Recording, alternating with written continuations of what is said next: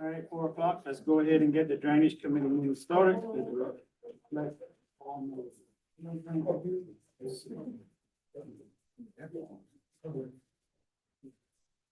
Right, item number 1, discuss the cleaning of the Ponchan Canal. The Ponchan Canal has been a problem for many years. We spent some money there, recent, and I don't know how much has been spent in past year, but it's still unfunctional. Well, Mr. Charles, we got a project ongoing right now with Ponchan Canal. I know, Second like I phase. said, I'm just questioning things, that's all. But I would like to probably eventually open it to bottle food, you know, if we can. After we get all the other things with Maria and all that corrected. Maria used to go there too. Because, you know, the Maria Canal. But I don't know if it's reasonable to go into that also. But after we get to the end of the Maria, we're gonna look at it. But that's mainly the question I have on that. It might be functional for the Maria. So we have the plans right now that were sent to us within the last week to review. To comment back to the engineer for any comments, but that's been awarded through the Louisiana Watershed Initiative. Yeah. But then too, the number 2 and 3, I would like to look at that also. That's next. Let's take care of one, then we'll move on to the next one. All right, so we're gonna get an update on the update Ponchan on Canal after we look at the plans. Any questions after that? All right, no action. Item number 2 and 3, we'll discuss them together. Discuss the H&H study for Monterey project. Yes, both of them have been put together. I'd like to look into it a little further. And cancel our present direction there. Because we're gonna run out of money. I have to refocus a lot of things. The bill was $150 some more thousand dollars for that. And I don't know, it's kind of out of reach. But I would like to put it on, cancel it right now with Grand Isle Shipyard right now. And then we'll look at it later. And then Star Wars gonna check it out, see what's the most reasonable method of attack there. Because we have a lot to do there. And money's gonna get scarce. I'd just like to cancel that effort right now with, Grand Isle Shipyard. I have to disagree with you. So I have a proposal from GIS Mhm. to authorize President to sign. Okay. That's the proposal he's talking about for 150. Yeah. Mr. Brown, I have to disagree with you on that. Without this study, Southwark, the money you may spend there may just be wasted. H&H study, that's not thought. It won't create anything different than what we have. I have a lot of other things here from field engineers, and all of that's unnecessary. All I want to do is go down probably 10 to 15 feet from, well, what, 2 miles, and now correct the project. If it's all done, it'll still go in the right direction. That's all I want. And I think it'll work. Right now, we have to work on the pumps. We have to get those pumps operating, and in case if something happens, like a storm. We have nothing right now. It's 0 to 2 pumps. We want to start all the 3 pumps, and then from there, look at the budget and graph it. You got a motion on the floor for I disagree with that. to put the H&H study on hold? Yeah, we put it canceled right now, cancel. Because I need that money right now to look at the pumps. We gotta do the pumps first. That was recommended by, How you know what size pumps you're gonna need if you don't have? we already have study? them. We have the size, we're gonna just replace them with decent pumps. Because electric, you know, we have no power using the storm. I disagree with that also, Mr. Charles. We have to understand how much water is flowing from the sugarcane fields that we're pumping out right there. And how we can stop that water from flowing so fast to the neighborhood. That's what's flooding the neighborhood. Guys, we need to make the right decision. The pumps. That email that Kim sent out For 2 earlier, or 3 we need to days, start making the right when it's decision. raining. I mean, we I spent, would like to the go along pumps with, work when they work. When they have power. I say you take that money, get diesel pumps and clean that Let's canal. get the thing, we gotta get, we need a pump. Look, so we had a meeting with the gentleman that lives across the street. See, he's been living there all his life, he worked at cane fields. And he explained to us, the retention pond behind the mill has never been used for retention purposes at all. He said that was just overflow from the mill itself to process it and then push it out. And he said right there, that's the hump. That water goes to the back, the rest of the water goes to the front, which is about approximately 1,500 feet or so going back towards LA1. Okay, he said that water's gotta go to the front. So in discussion with him about the way the water flows, currently right now, we don't know if the cross culvert under 1011 is even open to go to that site where the old retention pond used to be, or is it filled in? We're not familiar with that yet. But he said the immediate fix is to get the pump going and install the 2 overflow culverts on each side, which would have been 48 inches. It would allow water to dump into the outfall ditch and go back to Bayou Lafourche. Only needing the pumps in the event that there was just so much water coming in, we had to pump it out. It would naturally drain into Bayou Lafourche, because we're actually gonna drop the deck, elevate the culverts compared to where it's at. Because right now, that culvert is actually halfway underwater, and we're in a dry spell. It's gotta come up as an overflow. The pumps are designed with a 60-inch mark, and right now that culvert's below that mark. So we need to bring it up a little bit and use them as an overflow on both sides. And it would adequately dump it there for now. That's your immediate fix. He's gonna run out of construction money if we dump it. But right now, we need to put the 3 diesel engines. 1 electric gonna maintain, that's gonna be your maintaining part, which is existing. We're just changing the engine itself. The other 2 we would put, as I priced for you before, way back. We would do the 2 diesel engines with the shaft lines, the tanks, and put it in place, and then put the 2 culverts in. And that would be an immediate fix to help for now, because it takes time to get out to where we wanna be later on. But if we're gonna help those residents, right now, we need to be able to facilitate that, because when electricity goes out, we lose 2 You're pumps. talking about 3 diesel engines. You go with 3, because the existing there is a propane, and it runs out of fuel within 2 days.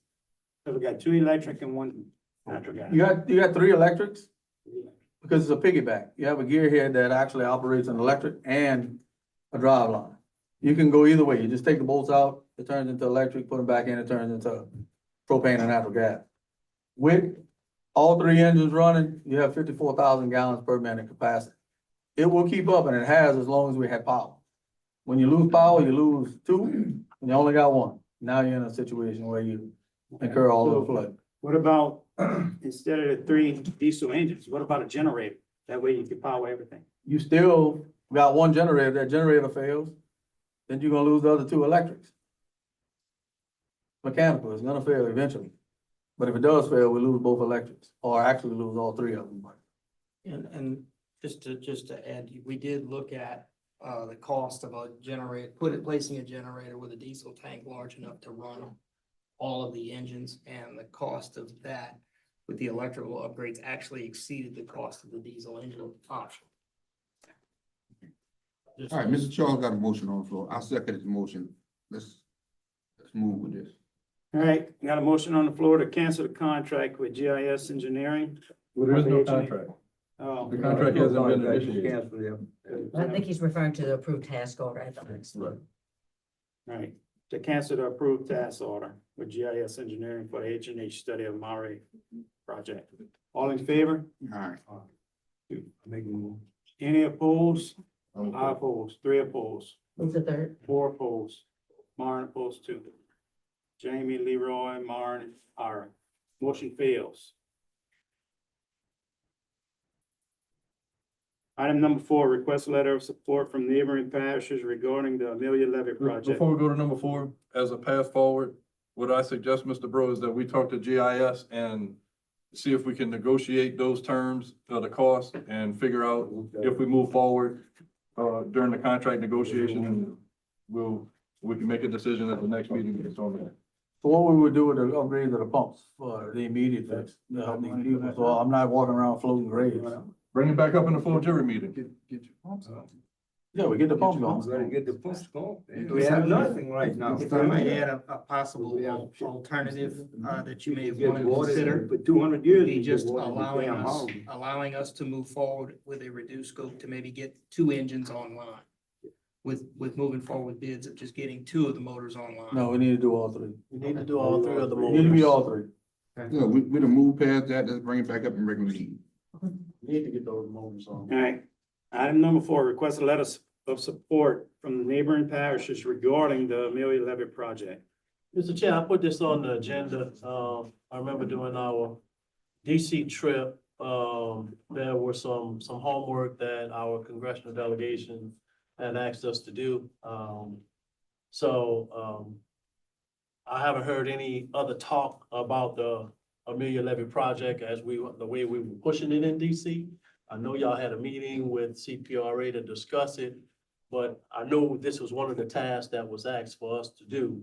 To go ahead and at least try to get a letter of support from our neighbors and parishes as it pertains to that project. So I just thought about it and I put it on the agenda. Okay, yeah, so I have those letters drafted Already? to go, yeah, Okay, good deal, good deal. Is the entire region? to everybody that drains into. Okay, so the entire region. Jason, yes. Good. So we'll get those drafted and sent out, or reviewed and sent out. What about, since we're on this topic, have you got in touch with, Congressman Clay Higgins' I office? have not. All right. Try to see if you can nail that down. I know that's your task. So, I think that boat ride to see exactly, where, when, and how needs to happen, along with also, once you can nail him down, maybe we can nail, Congressman Carter down too, so they both can see the same thing at the same time. Thank you. All right, Thank you, sir. Do y'all need any action on that? No action. no action. Item number 5, request approval to pay $200 of the Ward 8 drainage for the PO box renewal for Gephardt Bell River Consolidated Drainage District. Put this on there, it's just to renew the PO box at the post office. Maximum for $200. Don't you wanna do it out of your drainage allocation? Yes. Yeah, so move. Motion by Mr. Blanchard, second by Mr. Mathern, all in favor? All right. Any opposed? Motion carries. Item number 6, request approval for the following drainage overages, project 93-255. Drainage improvements on Freetown Lane, Ward 1, $3,881.40. Mr. Chair, we need to take another look at this. This project, has been done. I allocated $4,000 to this project. Most of the digging of the servitude was done off the parish right away. And if we change over 5 culverts, we changed a lot. And I put $4,000 into that project.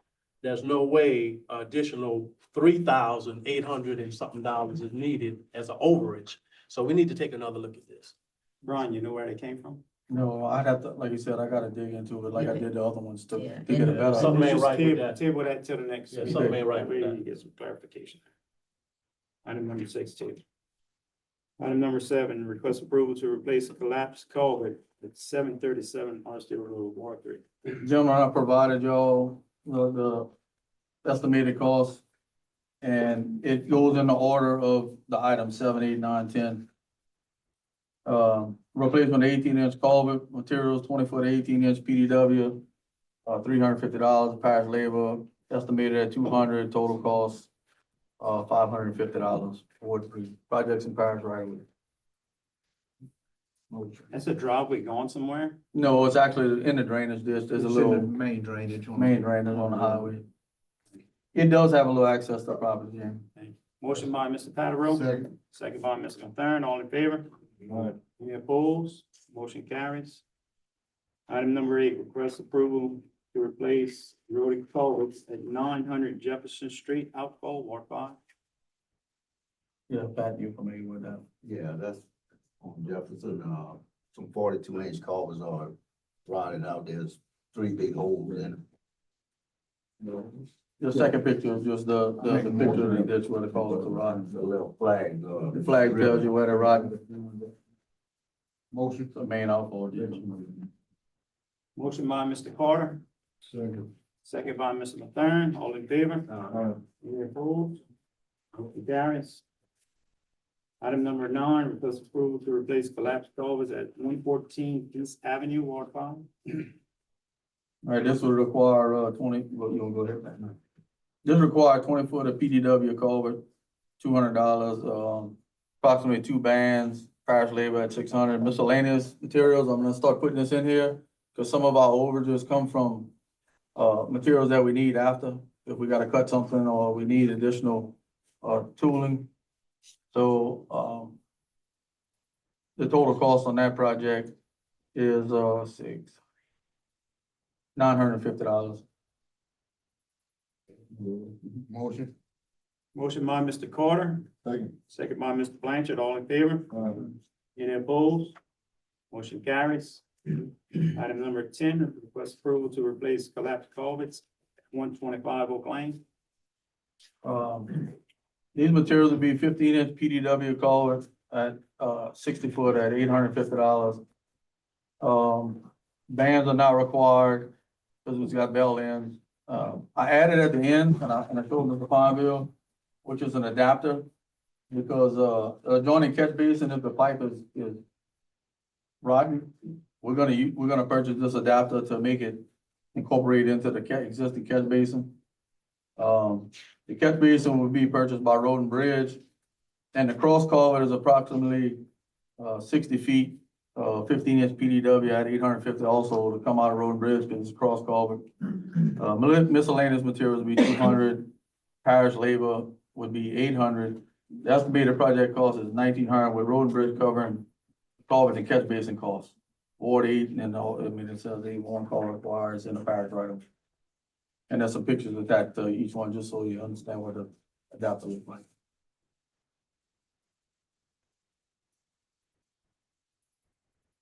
We had a function. Motion. Range, okay, still got that. Second. Supposed to put it in there. Almost broke out. Push it up. Right, You had a motion and a second. yeah, he did. Yeah. Motion by who? Chris, and I Chris? second. Motion by Mr. Carter, Second by myself. second by Mr. Mathern, all in favor? Any opposed? Motion carries. Item number 11, rescind previous approved CEA and authorize the president to sign a corrected CEA for the Public Works project between Assumption Parish Police Jury and Ms. Marta Landry. If you remember in the scope of work on this one, it didn't specify that the landowner would be providing the materials. It had just, everything was under the parish, so it had to be corrected. And I So that was think the wrong format was used as well. Yeah, the wrong CEA The was wrong used. CEA was used. Correct. They have 3 separate documents. She just used the wrong one, so Right. they're So this just is gonna the update it correct to one. this other Motion. one. So we're just rescinding. Motion. Is it gonna be the same thing with the others? Yes. Yes. Okay. So motion. Second. Motion by who? Mine. Motion by Mr. Mathern, second by Mr. Carter, all in favor? Any opposed? Motion carries. Item number 12, rescind previous CAA and authorize the president to sign the corrected CAA for the Public Works project between Assumption Parish Police Jury and Lovell McGallard. Same scenario. So move. Motion by Mr. Carter, second by Mr. Blanchard, all in favor? Any opposed? Motion carries. Item number 13, request approval for the president to sign CA for the Public Works project between Assumption Parish Police Jury and Carlos Basso. Same scenario here as well. No, this is, No, these it's a next new- two are new ones. New project. Okay, 2 new ones, I'm sorry. So move. Motion by Mr. Carter, second by Mr. Patterson, all in favor? Any opposed? Motion carries. Guys, the only thing that I ask on these, as we presenting them, make sure, especially if it's in your ward, that you're actually looking at it, because otherwise we don't know if that's what was agreed upon, you know, so let's be sure. All right, item number 14, request approval for the president to sign CA for Public Works project between Assumption Parish Police Jury and Mr. Carl Adams Jr. Motion by Mr. Bro, Second. second by Mr. Blanchard, all in favor? Any opposed? You think we're gonna have like the war, whatever? On this- what's going on? We could add the ward to Add it. the water to it? Yeah. Not a project number. Yeah. And it all depends, we because don't it could be necessarily a have a public works project. project, but it also could be Yeah. the flip side, where it's actually a work order and the resident. Which ward is purchased it. Carlosa in Carlos? So we don't even know it now. It's Just- I know, but it's my notes. These are not your notes, It's okay? what, Is it three? what three, and Carl. Not for me, but it could be four. I don't know. Four, Jones. Jones. Okay. Motion to adjourn? Chop. Got anything? Question for the parish manager. As we approved all these CEAs, are these items going in the system as work orders? Yes, So they're going under the work order system, right, which they'll be separated from the project correct. system. And more than likely, if it's the resident has purchased the materials and we're performing, it's already in the work order system. We're just bringing it to put it in the proper Gotcha, format. covered. All right. If you remember right, last meeting, we approved a fourth CEA or a format, a third CEA, I'm sorry. And it stated that if a project was already brought before the board as a drainage project and assigned a project number, that CEA did not have to come again before this board.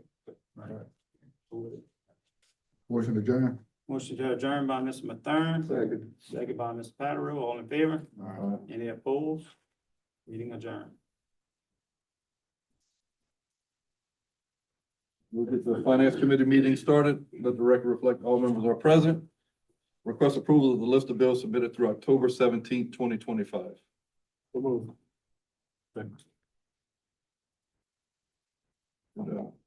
Included in that one is the watershed initiative effort, right, that we, On the list of bills, which, that was the part that we're gonna submit and get reimbursed from the oh, that state. invoice, I gave it to Brianna for Yeah. processing. It should be in there, yeah. All right, motion by Mr. Nakam, second by Mr. Alcorn, all in favor? Aye. Opposed? Motion carried. Request approval of budget comparison statements for September 2025. Those are included in your package. You'll see quite a few overages on quite a few, line items. I am in the process right now of amending budgets again for this year and proposing for 2026. So no separate plan of action is needed. I did see an email communication today about budgets. Gentlemen, we keep revisiting this over and over again. It's getting closer and closer and it's getting really real. We have to make some serious decisions soon. Motion to accept the. Motion to accept by Mr. Alcorn, Second. second by Mr. Bro. Was that you, Mr. Bro? Yeah. Right, Bro's not on the committee. Not on the committee. Second by Mr. Carter, all in favor? Opposed? Motion carried. Request approval of the Chamber of Commerce third quarter report.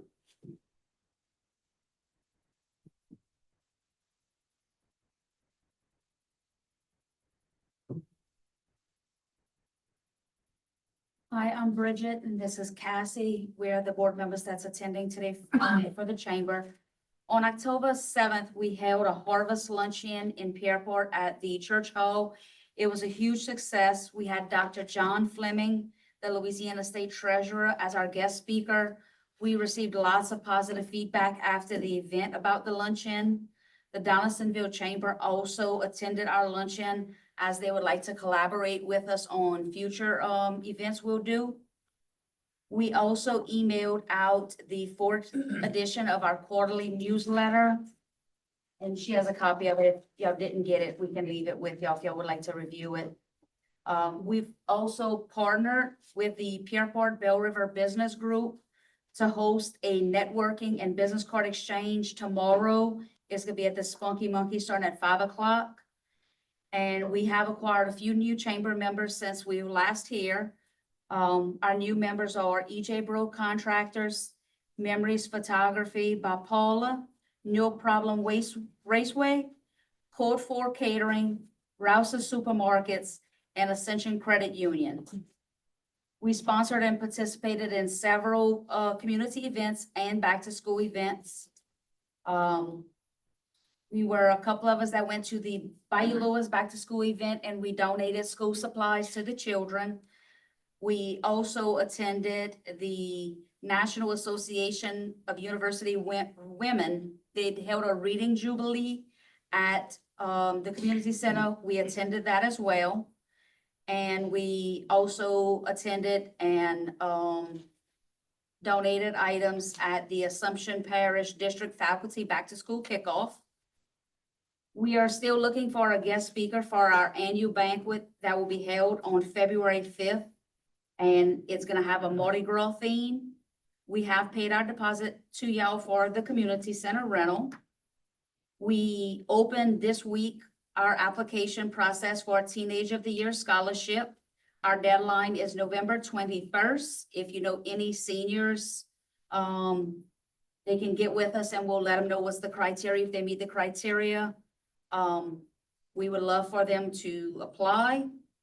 We, will start doing interviews in December at some point, with the banquet being held in February.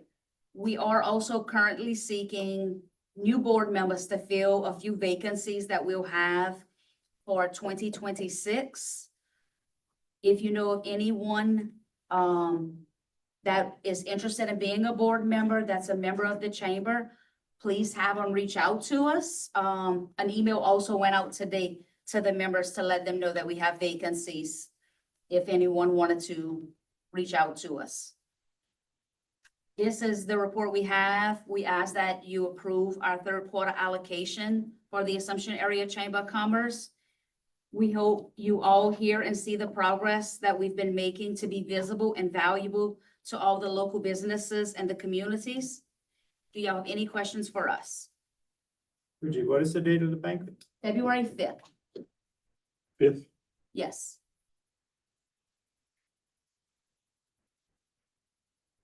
Motion to accept chamber report. Motion by Mr. Alcorn to accept the chamber report Second. And approve the allocation. And approve the allocation, third quarter. and approve the third quarter allocation. Second by Mr. Carter. Thank you all for your time and y'all continue support to us. Thank We you. appreciate Thank it. you. Thank you. Thank All you. in favor? Opposed? Motion carried. Discuss and approve renewal contract with Entrado for 911 services. Yes, sir, Jim, and I put that on the agenda. This, I gave all the document in front of y'all. That's, service agreement we have with Entrado. They handle all our, 911, the box calls, their, all the different intricate, electronics with 911. They provide us with the equipment and they send a technician. They come down once a month to make sure everything's going good. We had a 5-year contract and now they present us with a 1-year contract. And I want to stay with this company. They're very responsible and very reliable. And this figure is $54,027 for 1 year. You know what the annual fee was in the prior contract? The annual fee was $52,200, but that was a 5-year. We signed a 5-year contract in 2020 for $261,000, which I have in front of me right here. But a 1-year extension. A 1-year extension. Any reason why they only want to go 1 year? I asked them for a 5-year. They didn't get back with me, Chris, but no, he didn't answer that question. I can ask, but I mean, for the way we are right now, I mean, we budgeted, we can probably sustain this 1 year, but I don't think we can pay for the 5-year. How long have we been dealing with these? Longer than before jump, probably 10 or 15 years. Maybe longer than. Longer than that. Should we shop this and see if there's any other? I'm not gonna sit here and pretend that I know enough about it to even. I think it's a very niche market. It is a very. It's not something, they're tied with AT&T. AT&T has our service provider. This would disrupt, 911's our most important. Understand that, just trying to see if we could save some money somewhere. So this is for 1 year? Yes, sir, 1 year. I'll make a motion to approve. Second. So motion by Mr. Carter, second by Mr. Nakane to approve. All in favor? Opposed? Motion carried. Over the course of the term of this 1 year, we can shop it. I can look and see. Give an Let's see what's opportunity. our I options. just, yeah. We have to. Motion to adjourn? Motion by Mr. Alcorn, Second. second by Mr. Ponville. All in favor? Opposed? Finance Committee meeting adjourned. We'll go ahead and get started with the Road and Bridge Committee meeting. Let the record reflect that all members are present. 2 items on the agenda. We can do 1 and 2 together, update on road overlay program. And also we're gonna be seeking approval to advertise for 30-day bid. My first question to all the jurors, before Mr. Sabwa speak, have all y'all been, in touch and engaged with Mr. Sabwa with any concerns or any issues you may have with your road list? Have y'all talked to him? Have y'all had a chance to get with him? Are there any concerns or anything? We still have an outstanding item for. I was letting him speak, I was gonna speak, Okay, you can take the floor now. Yes, well, to speak to that, all of you should have your roads at this point.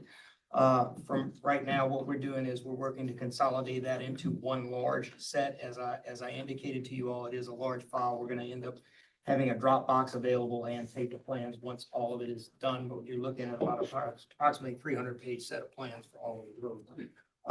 The issue that Mr. Blanchard is bringing forth is in meeting with him in his area, there is a low section of Bayou Drive that we feel important to go ahead and get elevation surveys, both the edge lines and center line along that section, so that when we do the final paving there, we achieve the final elevation. We're able to also stake it so that the residents along there can see what elevation that road would be going to, because in those areas where it's deepest, it is a significant change. So there will be some feathering of dirt, adding of material and sloping along the edges of the road, as well as their driveways to get back into, to make an easy transition. So to get that staked out and marked where they can physically see it before we were to go do any physical changes. While we were getting that priced, I discussed with him, it would be advantageous to the parish to have the whole road surveyed to that capacity. Therefore, you'd have elevations along the entire length of Bayou Drive, similar that you have now with Lee Drive and other areas where it's critical. The majority of the cost or mobilization is covered from him having just to go out there. And we got a direct cost from the surveyor of $4,250 to do the entire two and a half miles. Actually, it's more than that, 17,900 feet, from one end to the other. And so we would recommend, it would be a good, useful tool for the parish to use in future uses. And at that cost, I would recommend that you move forward with getting that survey done. I don't know if the other side of Highway 70, between 70 and the Lip Ridge, if it would be necessary to get that side done. I know. I thought Joseph had did that last. Not on the entire length of portion Bayou of Drive, it. no, sir. Between Lee Drive and Highway 70, that road is gonna basically be the levee for that pump station that's coming there. Right. So I think it's important to have that section surveyed so that we know exactly what elevation we have when we deal with the pump system. But the cost that we had was $4,250 for the entire length, or $1,750 Just for the just the low 900 section just that the low needs to be section. elevated. Well, other parts are pretty high, huh? That's in front of Grub and all. Yeah, it's high. It's hard, man. Yeah, and I'm fine with just doing the area that we need for the road to be done. And whenever we get to the pump project, then we have to do the whole area. Where we need to come up to. But- It was just a That's cost right. while he was there, because you're covering, the big cost is getting a surveyor out there. So obviously, when you're looking at $1,750 for 900 feet and 4,250 for 17,000 feet, it I just makes didn't feel sense. comfortable moving forward with the elevations that we had on the plans. Because I don't think that they were accurate enough for us to be able to get True reading. Yeah. right, to know that we're high enough for where the water was, in the last flooding event. That's it. So which one you wanna go with? You wanna go with the 42 or you wanna go with the 17? Well, I don't know. I think we just go with the 17 for now. I don't see right now it necessary to do the other side of Highway 70, because that's not gonna be a barrier for a pump. Agree Right. Okay. I'm just saying, and we'll we'll move Let's save forward the in that money. fashion. Yeah, we, So let's go ahead and entertain a motion to move forward with the survey in, what is Bayou?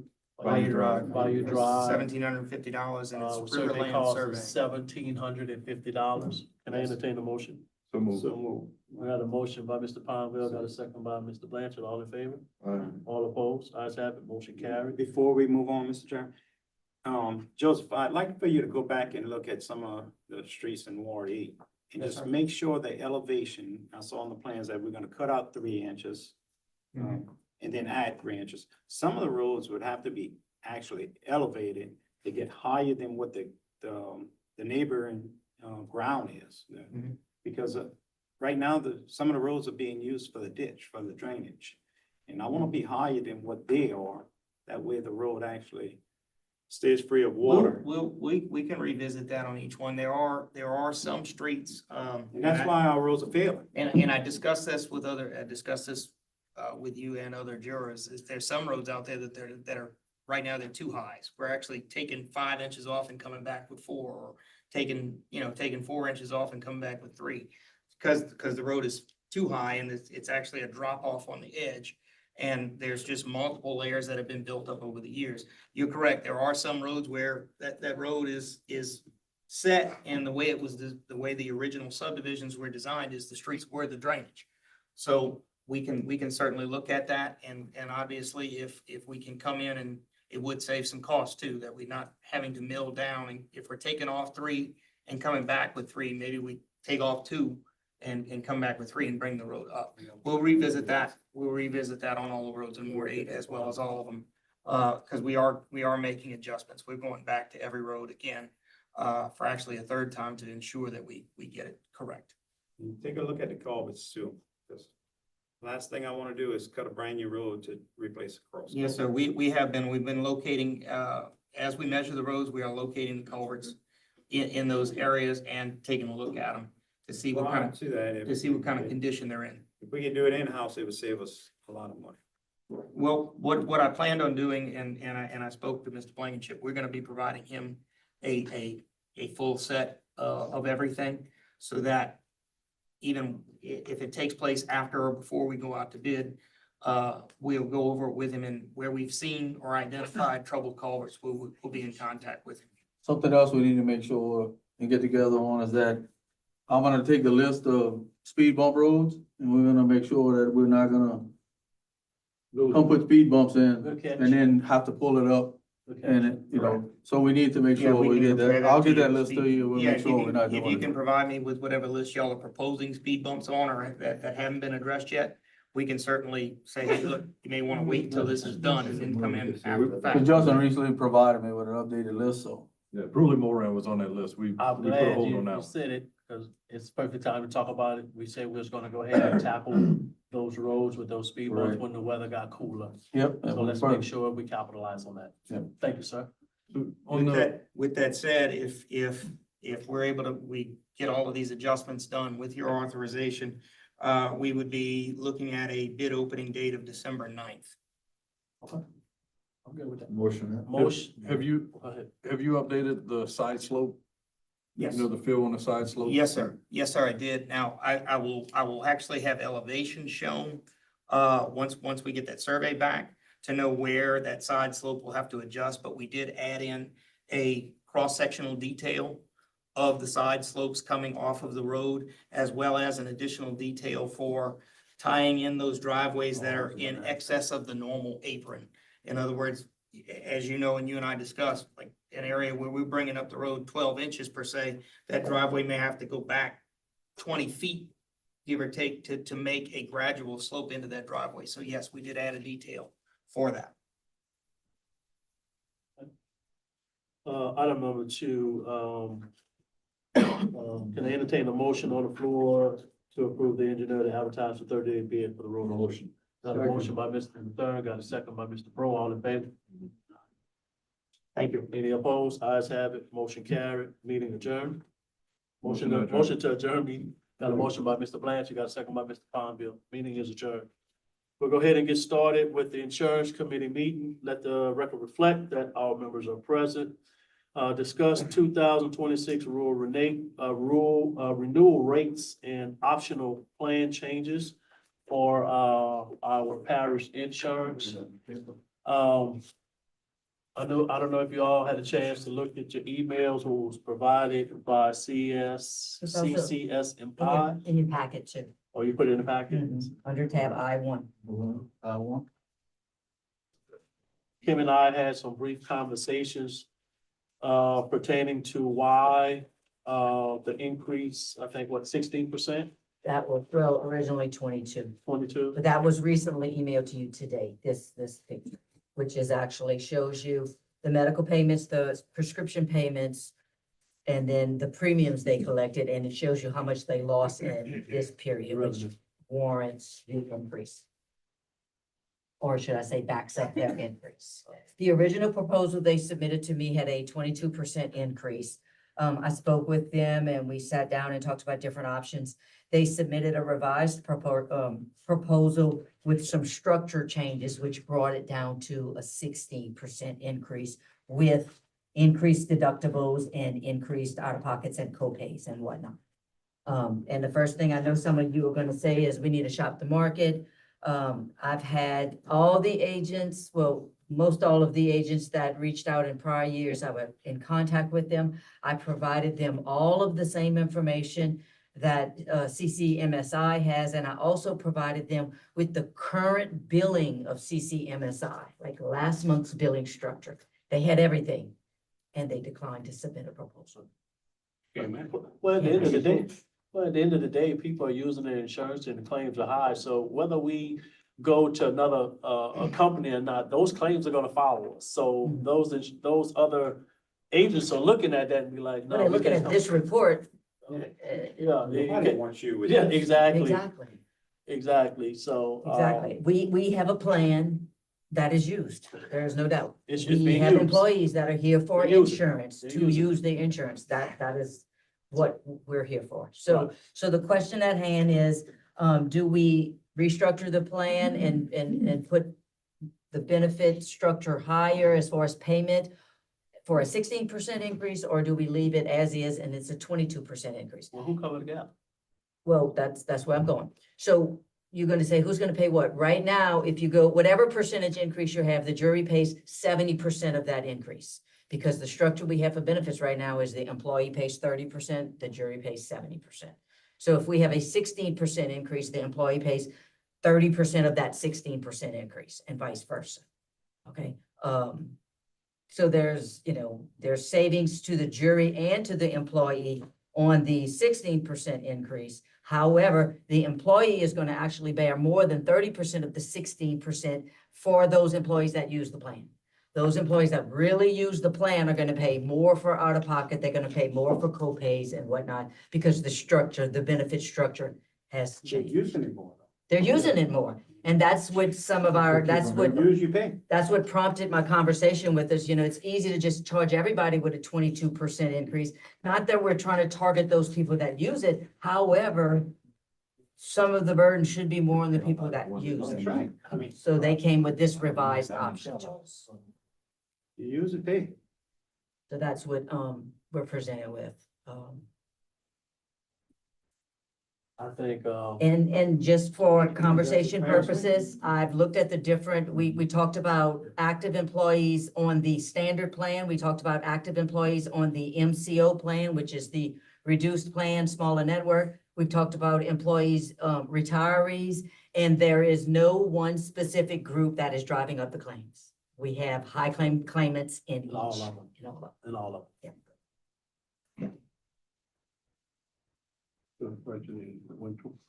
I think the 16, my opinion is the 16%. No, don't penalize the ones that don't use it that much. And you're really not trying to penalize the ones that use it, but the cost is steady driving. So, I need to be in my opinion for the 16%, the restructure to the 16%. Motion to that effect. Get a motion by Mr. Knockin. Can I entertain the second? Got a second by Mr. Brew to restructure the health insurance renewal plan to a 16% increase. Reference option 2 in that motion. Reference option 2 in that motion. All in favor? All opposed? Ayes have it, motion carried. And this will be effective January first, which means premiums will be deducted in December. And just for information purposes, open enrollment will start probably, I think we have her tentatively scheduled around November 4th to try to get everybody enrolled or unenrolled, whatever they choose. Motion to adjourn by Mr. Second. Nakane, second by Mr. Blanchard. All in favor? All opposed? Meeting adjourned. All right, we'll get the personnel committee meeting started. Let the record reflect all members are present. Item 1, discuss employee evaluations and pay increases for 2026. Okay, this is, you're probably looking at this and think I'm losing my mind in light of all the other communication I've had, but this is basically a line item that I put on here basically to let the employees know that I'm following along with our normal protocol. But, given the circumstances of the budget, it cannot be my recommendation to have any increases for 2026. I think it would be fiscally irresponsible. That's my recommendation. But you. What is, it is. Let's look at the whole picture. I know you're putting it out there early. It's because- not early. Well, I It's mean, not the early. perception, the It's perception. reality and it's not early. It's I've been saying reality, this and- for some but the time. perception is that the employees always look for an increase. It's reality, Ron. I get it. I'm not We- fighting it. We had I a see meeting it. last week when we talked about personnel issues and Jamie asked, what's gonna happen when we run out of money? And the question is posed to me like I have a magic answer. I wish I had a tree out back for it. I don't. Maybe someone The- needs to hear it. The reality of it is we're gonna have to send people home. That's the reality. We're gonna have to send people home. We're gonna have to cut back on all the extras. And we all sit here and we think, well, nothing's an extra. We need all of this. No, we don't. We trying to do and do more and keep up with other parishes. But reality is when we start looking at what's necessary, we're gonna have to make some tough decisions, I don't think we're guys. trying to keep up with other parishes then. Well, we're trying to, but sometimes we We know we can spin do and that. do as other parishes do and we can't. Assumption Parish is very unique as far as our tax base. And we can't compare ourselves to any other parish. That's what I mean. We just can't. We're We try to demographics do, we and try to size do like better. St. James, but nowhere We near, try to do better. yeah. That's all. I want to expand what she was saying. I agree with her with what she's talking about other parishes, just the grants themselves. Every time there's a grant comes around, we jumping on it. I'm managing 7 grants in my department now. I'm not a grants manager, and I'm doing it because I'm a pride thing and, that type of stuff, but then there's matches for that type of stuff. I went to a conference 3 days ago. I've got 3 grants that need information done in the next 3 weeks. I've got to work on that hot tomorrow. So some of these grants and the work that they require for us, the employees to do is a lot. Y'all don't see it, but they require matches, which I ask for y'all, but you always want to accept these grants just like these other parishes, but we just don't have the workforce or the people to handle these grants. It's a lot of work. I'm just telling you how I feel, giving you my opinion. Well, It's a lot. what's also a fact is that we have waterways that have been neglected for 30+ Yeah. years. We have residents that are flooding. If there's an opportunity to get the money to fix these problems, that's what we need to do. So we can't just overlook that and just I agree say, with that, but we screw, just we're have- not gonna help We anybody. just have the workforce to But you can only do what you can do what you afford. can- yeah, and- not so much afford, but also can do the job. I mean, just, the grants are a lot. They're a lot. I It's just like- understand, but You one of them lean that on you're South working with is the Central Plan? courthouse. Yeah. Can we just let the courthouse No, run? no, I mean, it's, Yeah. I know. we're not doing any that I'm aware of that are really outside the box, except maybe for No. some recreation stuff. No. But the drainage and infrastructure stuff that we're doing, I think is absolutely necessary. It's absolutely necessary, but every project that it has requires additional surveying, additional match funds, or, Maintenance. maintenance that we don't have ongoing maintenance of it, additional administration. Just the contract that we have is with the grants coordinator that we have. I don't want to call them out right now. I don't recall how much we pay in a year, but 80,000. 80,000 and we're still struggling in-house to get these things done. That's all extra. That's all extra. And it's not to say, and I've said this before, it's not like past administrations just chose to not do things. There was always a price tag with every batch of free money you got. Grants are not easy. No, they're not easy. They're a lot. And we had, you know, it took us probably when we got the money for one of the last big storms, I don't remember which one because FEMA never closes them out. $26 million took us years to finish. And we finally got finished that. And now we have the restore money. And we were supposed to be finished with that 2 years ago. We did 2 projects so far. One of yours and one of yours. You know, We're still working on it. we still working. Two thousand sixteen. What happens if they come back and said, y'all should have been finished?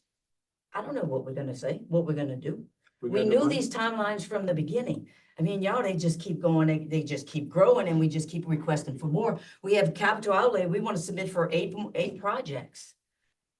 It's a lot, guys, it's a lot. It's overwhelming. We don't have the staff for it and we obviously don't have the money or the maintenance for any of it. I agree. So, Now, Leroy, your point, and I understand your point about the drainage canals, and they've been there for 30 years. If we come in and spend $2 million to clean that canal and we don't maintain it, because I know they don't require you to maintain it, then it goes back to the state, what, 20 years ago, 20 years from now, it's gonna be the same situation it was again. Well, Quansian Canal is a prime example. We got the front, this part here cleared out, and now we're trying to get the back part, I think, and the front's Front's overgrown. overgrown again. So, The ditch. There's no solution. I mean, there's no easy fix. there's no easy We're just fix. voicing our concerns. And nobody, yeah, we frustrated. We talk about this daily, all talk as about it all department day. heads. We spinning our wheels. We should be more in maintenance than construction. Tax base. Jackpot. But we need to do more than just talk about it. We need to do. We've Right, it's been, your job, to see what we gotta do to do that.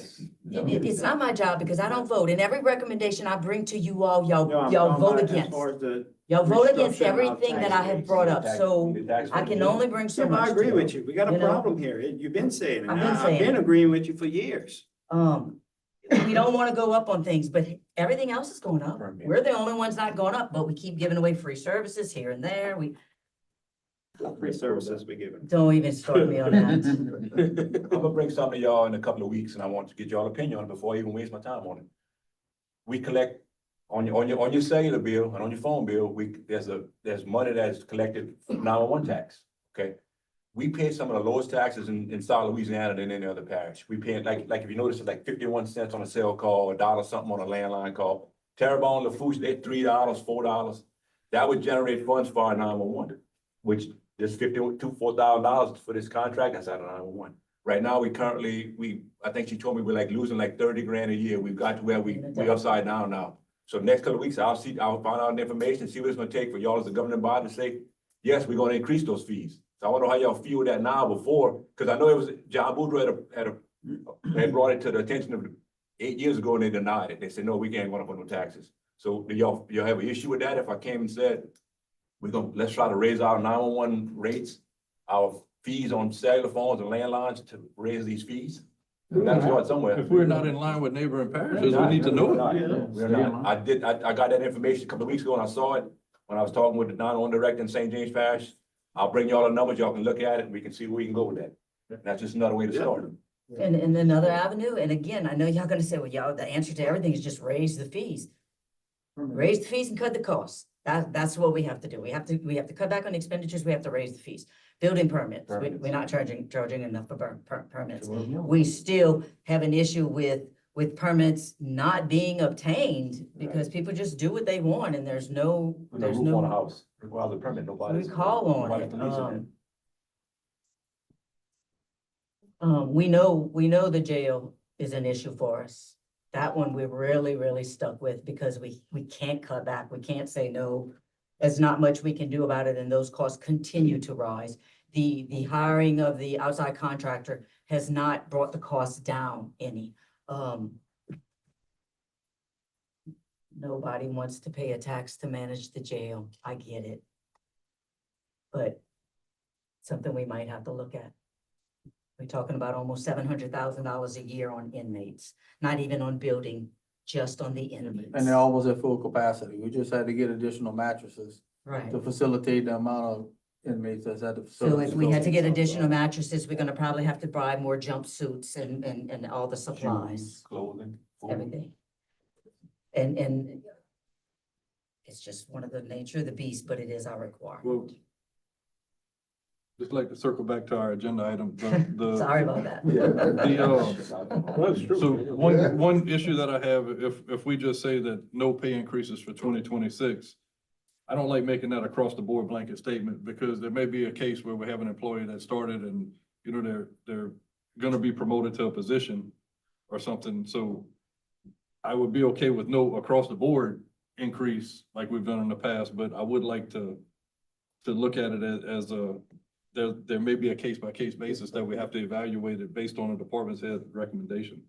I just don't want to have an absolute in there. I'm good with that. Well, the problem with that is every single department head, aside from myself, has no impact on these budgets. So I go into every evaluation knowing the fiscal side and nobody else does. And that's unfair to my employees, but it's hard to evaluate and make an honest recommendation when I know the numbers.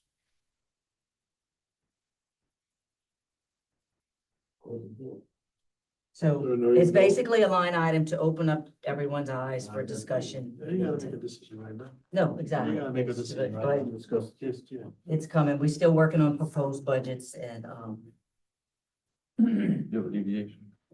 Yeah, we have a deviation, we need to discuss, an employee and, executive session. It was the employee was notified. Well, yeah, pretty much, but um. it was, immediate thing. Notice. Did you receive a notice or not? Did you receive? Well, Yes or no? Yes or he no? was terminated. Oh. What happened, Mike? I wish I knew about this before, Brian. It happened yesterday at 5 o'clock. So you can deviate for this particular matter. Yes, I'd like to speak. Motion to deviate, Mr. Blanchard. Second from Mr. Porter, all in favor? Motion by Mr. Carter. Second by Mr. Conway to go into executive session, all in favor?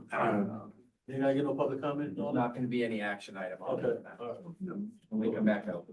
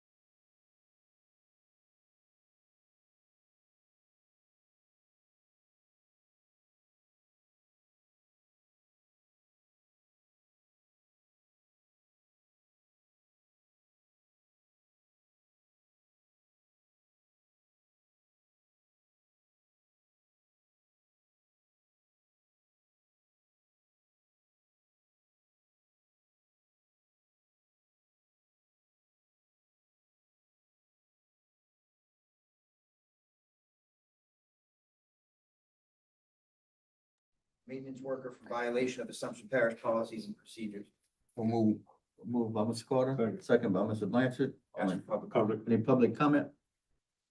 Public comment on twice, three times, no public comment? All in favor? Any nays? Motion passed. Motion to adjourn by Mr. Nakane, second by Mr. Conville, all in favor? Nays, meeting adjourned. We'll go ahead and get started with the Economical Development Committee meeting. Let the record reflect that all members were present. On one item on the agenda, update from Vanguard Renewables, TJC Group. Mr. Tim Johnson. Mr. President, members, Tim Johnson, President of the TJC Group representing Vanguard Renewables. I think by now, most of you have heard that Vanguard has made the decision to pause their potential project development in Assumption Parish. Those of you who have been involved in these kind of projects before know that there are a number of sort of gates or milestones that you have to address before you get to the point that you can make a final investment decision. And for a number of reasons, Vanguard has chosen to slow down some projects around the country, and this is one of them. So there's a pause on this project. I can't stand here today and tell you that it's an absolute cancellation of the project. I don't think that that is the case. I think they are pausing it, and that at some point in the future, they'll take a look to see if it might be something that's viable going forward. There were a number of elements that were involved in that decision. One is raw material availability. Obviously, an anaerobic digester, you need food products, waste products, some issues around availability of those waste products. You need some certainty around cost of the project, that there were some, maybe some issues in that case. Issues of permitting, other issues of that nature. And of course, you know, we all know that there was some community pushback on that project as well. But for a number of reasons, this project will be paused, and certainly will come back to you at some point if the decision is made to restart. So I'm happy to try to answer any questions you might have representing Vanguard here tonight, but I will make a couple of statements. Number one, on behalf of Vanguard and behalf of the TJC Group, thank you for your willingness to work with us as you did. We are grateful for that. That's something that I think both companies will remember as we go forward. And as we do go forward, our firm is blessed to work on a lot of industrial development projects around the state, and we will certainly keep our eyes and ears open for possibilities for Assumption Parish as we go forward. So, thank you. Appreciate that, Tim. All Thank right, you. any questions? I got to get to New Orleans, guys, so thank you. All right, be in guys. touch. Thank you, Thanks. Tim. See you soon. Motion to adjourn by Mr. Blanchard, second by Mr. Palmville. All in favor? All opposed? Ayes have it. Meeting adjourned. Good, okay. You good? I think so. All right, well, call engineering grants committee meeting to order. Record reflect all members are present. First item on the agenda is update from GIS engineering. Jordan Moore, personal jail, Barrows, Fountain. Good afternoon, Jerry. Dwayne Bayon, GIS Engineering. Joe Lamar, we submitted the costs, or we submitted our proposal for all the services. Email that to the parish for y'all review. Bertramville is in the substantial complete and clear liens certificate. We received it and processed their final pay application. I got Mr. Anya a copy of that a minute ago. Belrose Lane, I haven't heard anything on that one, so we're just waiting for the direction from the parish. Flottenville, we're still processing certified payrolls as they come in. I believe that the project is complete, so we shouldn't get very many more of those. And the Libertyville drainage project. We submitted the H&H. That was authorized. Right. Anything else? Anything, any action item? On the Joel Mall project, you say you emailed the proposal? Yes, sir. You think I think it was last week. you got it? All right, that's good. When the Platteville drainage, I knew you said it is complete. There's some concrete culverts that were along Highway 70. Are those culverts gonna be removed? They were, I think they were replaced. It's pretty much across the street from Dorseyville Park. There's quite a few concrete jaws culverts that are stacked on the side Almost right there by in the the, grass. right by that auto place, somewhere around there. I did see it. Joseph, take a look into that for me. Good. Thank you, bro. Thank you. Thank you, Don. Update from the Planners Design Group. Any representative here from the planners? Joseph, heard any from the update planner? on, you heard back from? I did, I have spoken with them. They told me that they would be reaching out to you as far as moving forward. They had sent some information in and they would be reaching out to the jury as far as the green levy is concerned. But they're gonna get with us next week so we can finish up the pump portion. That's our portion of that design with the capital outlay. We'll be coordinating with them next week to hopefully. I'm gonna call Joe tomorrow. We need to get moving. But that was the last correspondence I had with them. All right, anything else? What you doing? He ain't doing nothing? I need you to hoop and holler for that. Clown on that one. Well, it's nothing to do with Daryl, we had mitigation. I'm calling him tomorrow. All right, update from Infinity Engineering on Parish Water Sewer Plant Improvement Project. Yes, sir. Can you hear me okay? Discuss the engineering contract amendment request for the water sector program. You, Virginia? Yes, sir. Evening. So Brian with Infinity Engineering. Infinity Engineering here. I also have Cindy Gallo on the line. As far as an update for the project, we've completed nearly all the product submittals. We're just waiting for a few revisions from the contractor. The project remains on schedule with mobilization anticipated in February. I have some supporting information about the amendment request that was submitted on August 25th, as well as additional supporting information submitted on October 7th. Just to recap, there's 3 items listed within the amendment request, and I have a pretty lengthy update going forward here. So if you have a question, just feel free to interrupt me at any time. Item number 1 relates to the design relocations of the Ewell, Virginia lift station and treatment plant 3 times. We were instructed by the parish initially to place the design in a lot adjacent to Adams Street at the end of Ewell and Virginia streets, which was completed to a level of 75% completion. Later, we were instructed by the parish to relocate the design to a lot at the corner of Adams and Virginia Street. In June 2024, we were instructed again to relocate the design to the neighboring lot within the sugarcane field. We continue developing that design at this location until the scope was removed from the project on October 23rd, 24. The total labor cost incurred due to item number 1 within the fee amendment request was $15,075. Item number 2 within the amendment request relates to the removal of Ewell, Virginia from the bid package due to an unfeasible rate increase as required by the water sector funding source. This resulted in a restructuring of details, notes, references, and callouts within the bid package by our civil, structural, mechanical, and electrical engineers. The total labor costs incurred due to item number 2 was $7,055. Item number 3 relates to front-end development. In our experience, front-end documents are provided by the owner, and we provide light edits to tailor them for a given project.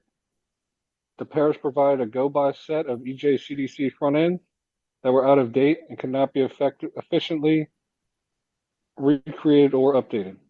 Infinity obtained the current EJCDC front ends and extensively coordinated with the parish and South Central Planning to populate parish-specific legal requirements.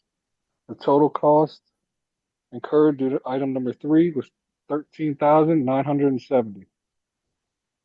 I have more update, but I'll just pause for a second and see if there's any questions. Brian, how are we calculating $13,000 on the front end discussions? Is your question, how was it calculated? Yes. How is that being broken down? Who is billing hours that is calculating $13,907? So that's all broken down with what we provided in our letter of supporting information that was submitted on October 7th. It was sent to Leroy, I believe Ebony with South Central Planning. I'm not sure if I copied you, but that's all been provided.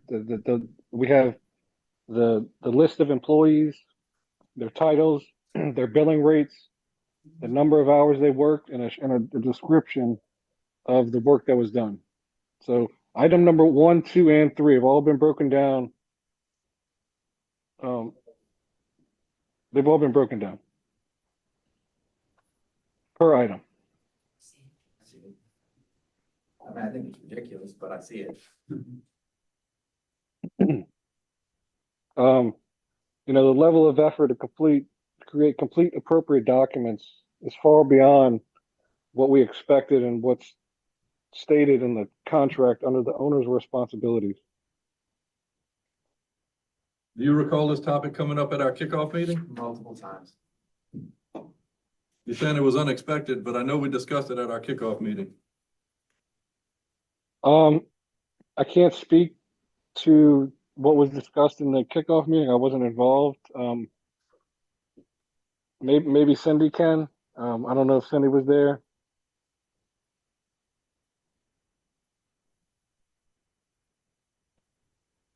Good afternoon, guys. I apologize. I was also not at that kickoff meeting. Just an introduction. I'm the Director of Project Management. So I am familiar with what occurred, but I do apologize. I wasn't at the kickoff meeting. I can go back and look at notes.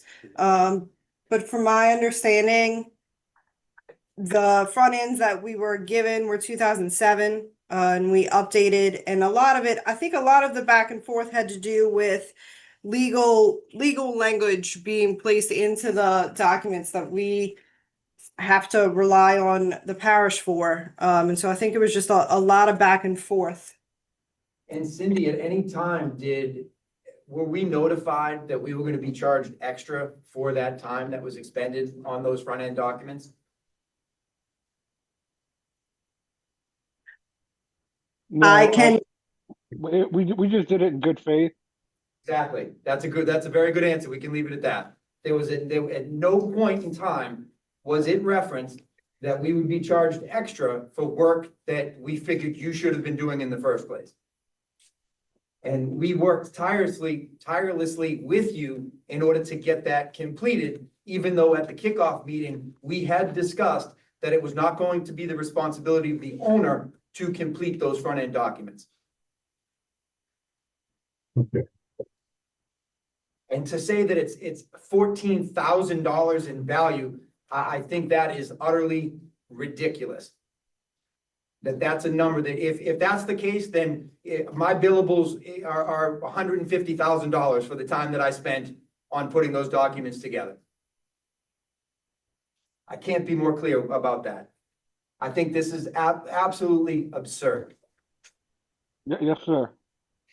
So I do have Raul Chauvin in our office, one of our principal partners. He just walked in to listen in. He wasn't able to join in his office. I think he's gonna chime in.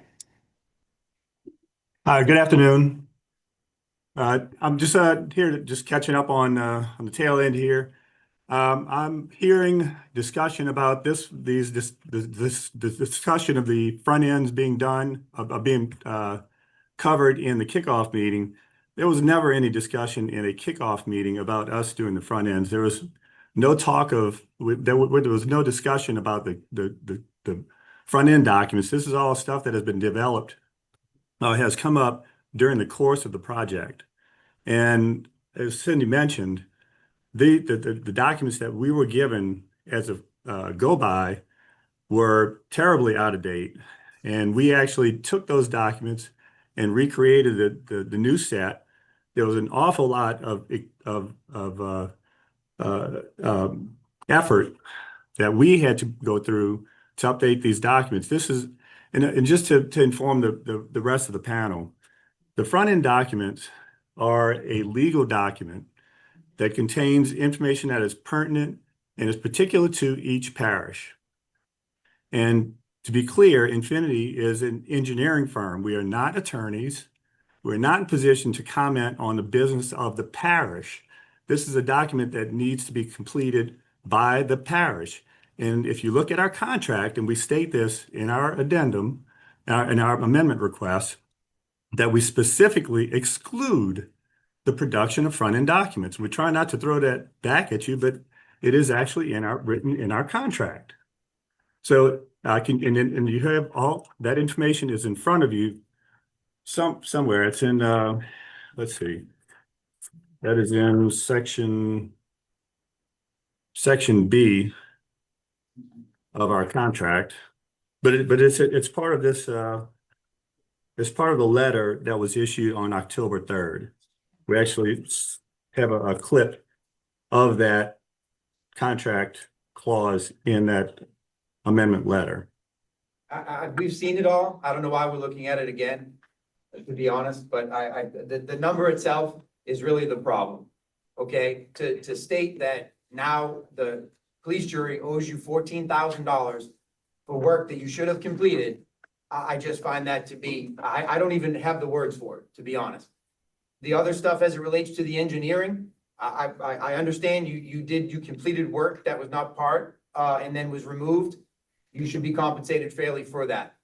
But for the other items, I'm gonna respectfully disagree that you deserve any compensation whatsoever. And I'd like to add to that, you made a statement that the front end documents and the package wasn't discussed in the kickoff meeting. We were specifically asked to provide the parish's copy of it. That's correct. We let you know that the parish did not have one, and you suggested that you could use another parish's documents to work from to help us. Then we offered to give you one of our previous packages to help you with that process. So I just think it's incorrect, and I wanted to state for the record that we absolutely did discuss that in our kickoff meeting. In multiple follow-up meetings as well, the assistant district attorney as well as the police jury president.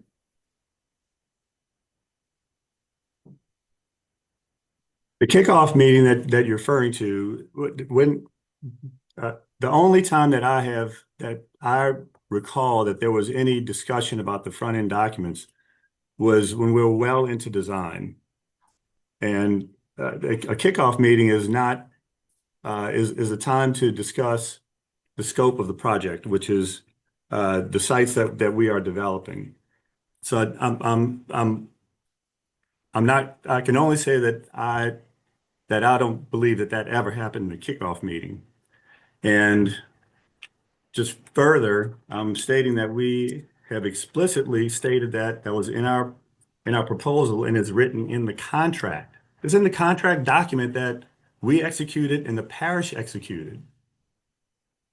I don't know how there's any debate or discussion about that in any effort. Say if you assisted in negotiating for the front end documents that you would charge $14,000 for that service.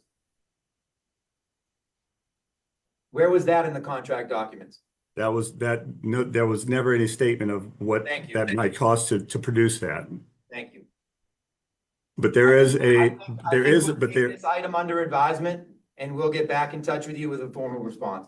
But there is a statement in our contract that addresses work that is out of scope, that is subject to our rate schedule. Correct. That would be engineering services, not front end documents. I don't know how you can develop a formulary to come up with front end documents when you said that wasn't part of your contract. We were working in good faith together in order to get this project off the ground for the parish and for your group that presented a bid on something that you weren't able to produce on. This project has had bumps at every step of the way, and it's very concerning. This is just the next bump in a series of prior bumps. And you make a good point about us developing the engineering component of the project and having to go out of our way to help develop the front ends, and that is one of the reasons why we exclude that as part of our work. We did assist South Central and the parish with developing that document, though. And it is for the very reason that it is primarily a legal document. There's legal jargon in there that we are not engineers, and not in a position to write a lot of that. But also there's a lot of terminology in there that addresses insurance and bonds and the things that directly affect the parish.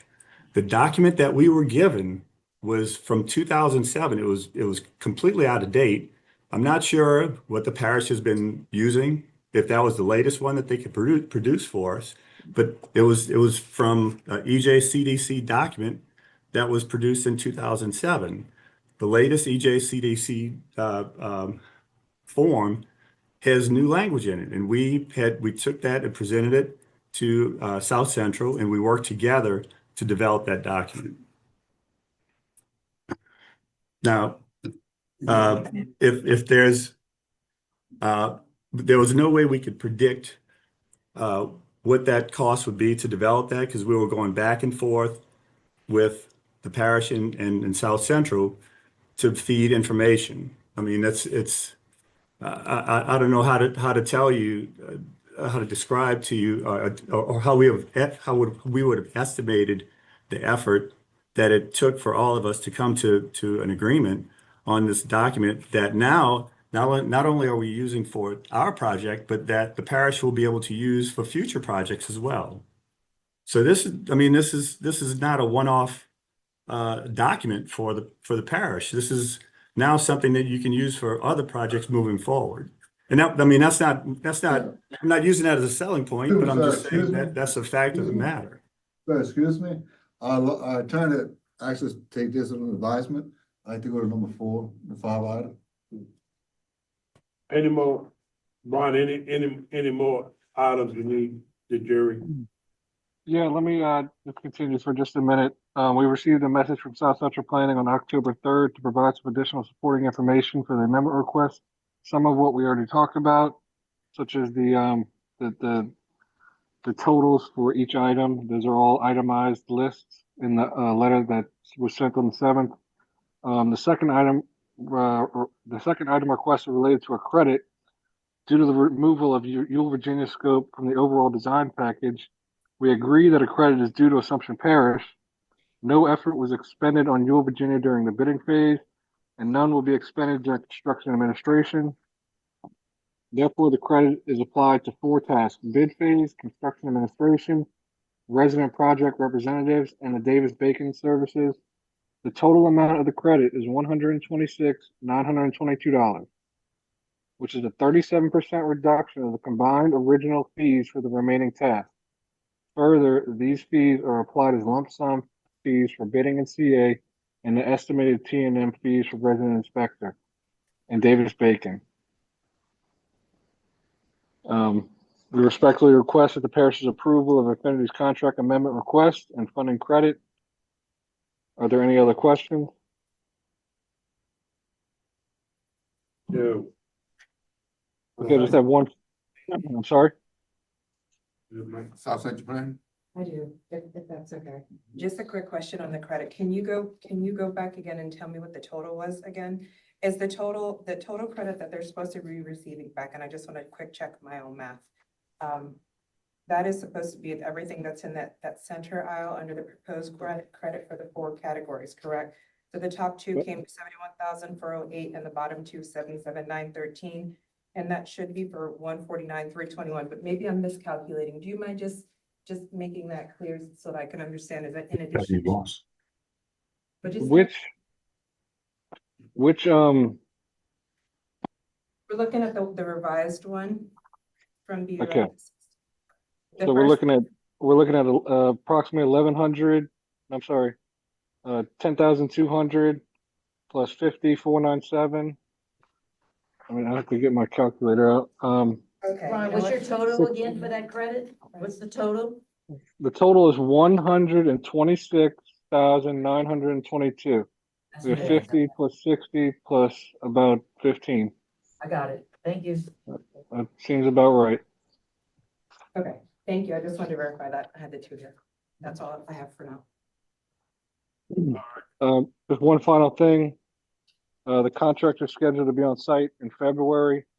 To date, we've reviewed nearly all product submittals. No further updates are expected until mobilization. Going forward, we do not plan to be in attendance for jury meetings until or just before mobilization. If an update does occur in the meantime, we'll communicate it via email and if necessary, request to be added to the agenda for further explanation and discussion. That's all I got. If there's no further questions, All right. Why is it taking them 4 months to mobilize?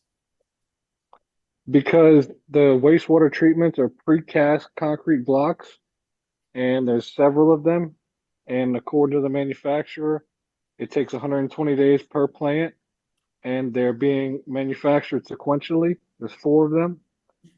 So once the first plant is ready, then they will mobilize and install that one, and then they'll move on to the next site.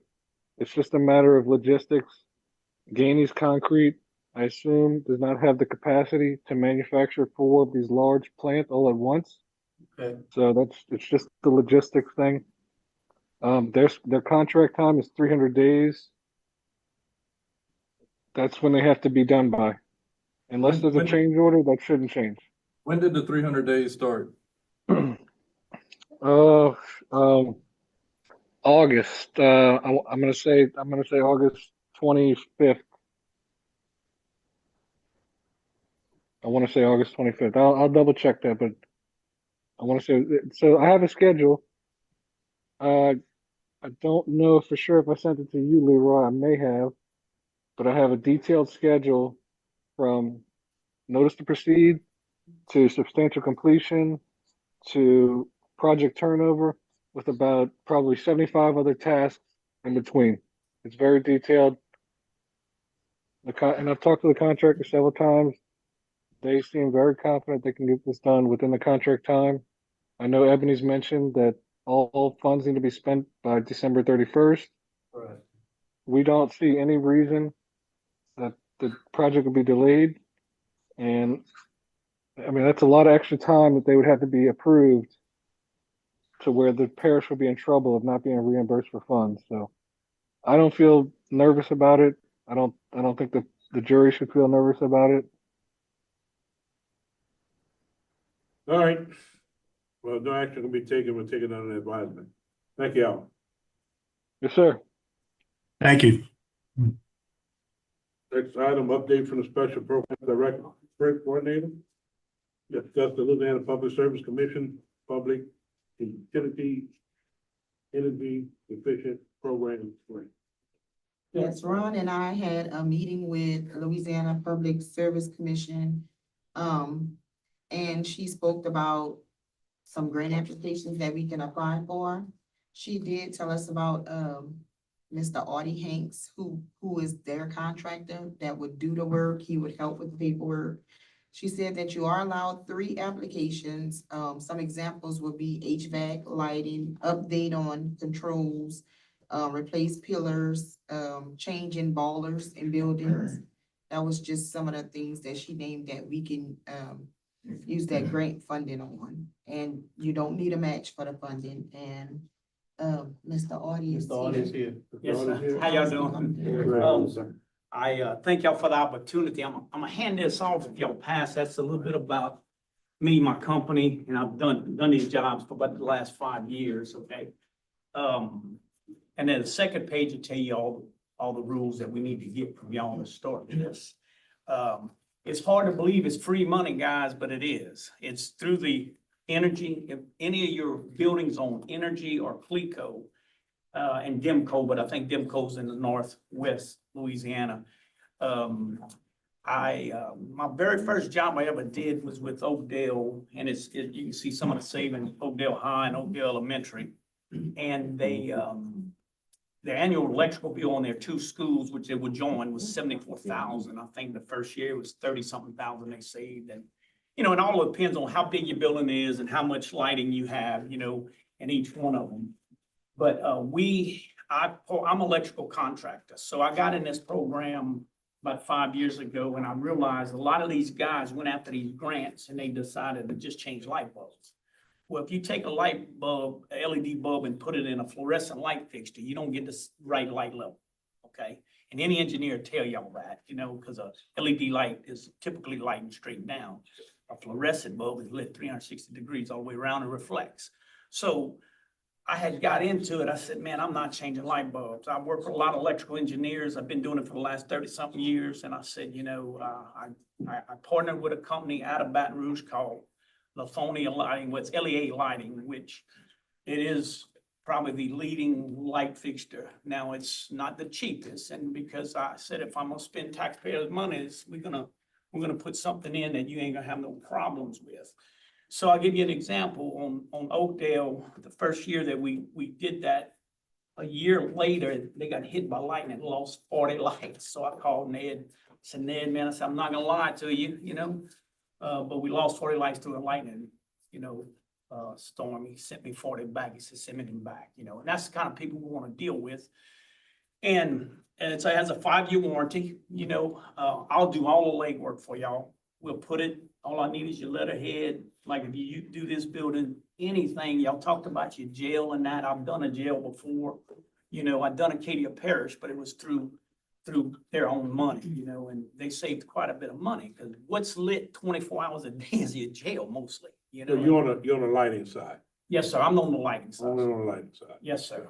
But I mean, we do, I do just strictly lighting, and I've done some gas, hot water heaters and stuff like that, but they have very limited money in that, but they do have it, And, but the way you're gonna save your money is a lot through lighting.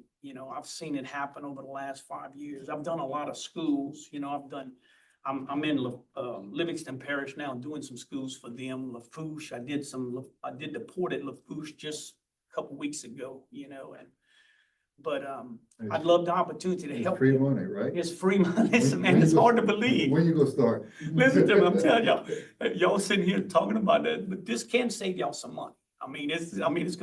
It takes a year, once you get it all in, if you do a building, and a year later, I gotta come to y'all and say, look, I need 12 months, and I'll send them in. I'm probably the only electrical contractor doing this, okay? There's a lot of people out there doing that, but I figured if I got into it, I said, I'm gonna do it for the right reason. Yeah, it's profitable for me, but, there again, at the end of the day, I'm trying to help save money. I have to foot all the bill. I don't get paid till we finish, until they approve it, But I really love the opportunity to help y'all, and I heard y'all talking about generators. I'm in the generator business also.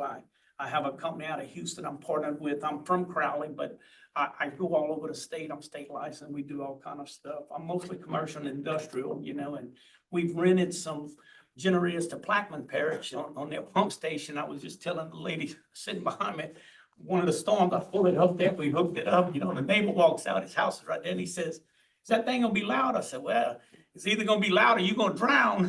I said, if you don't want noise, you're gonna be full of water, you know what I mean? All right, Artie, so you're looking at the parish to identify 3 projects? Is Yes, sir. that's accurate to you?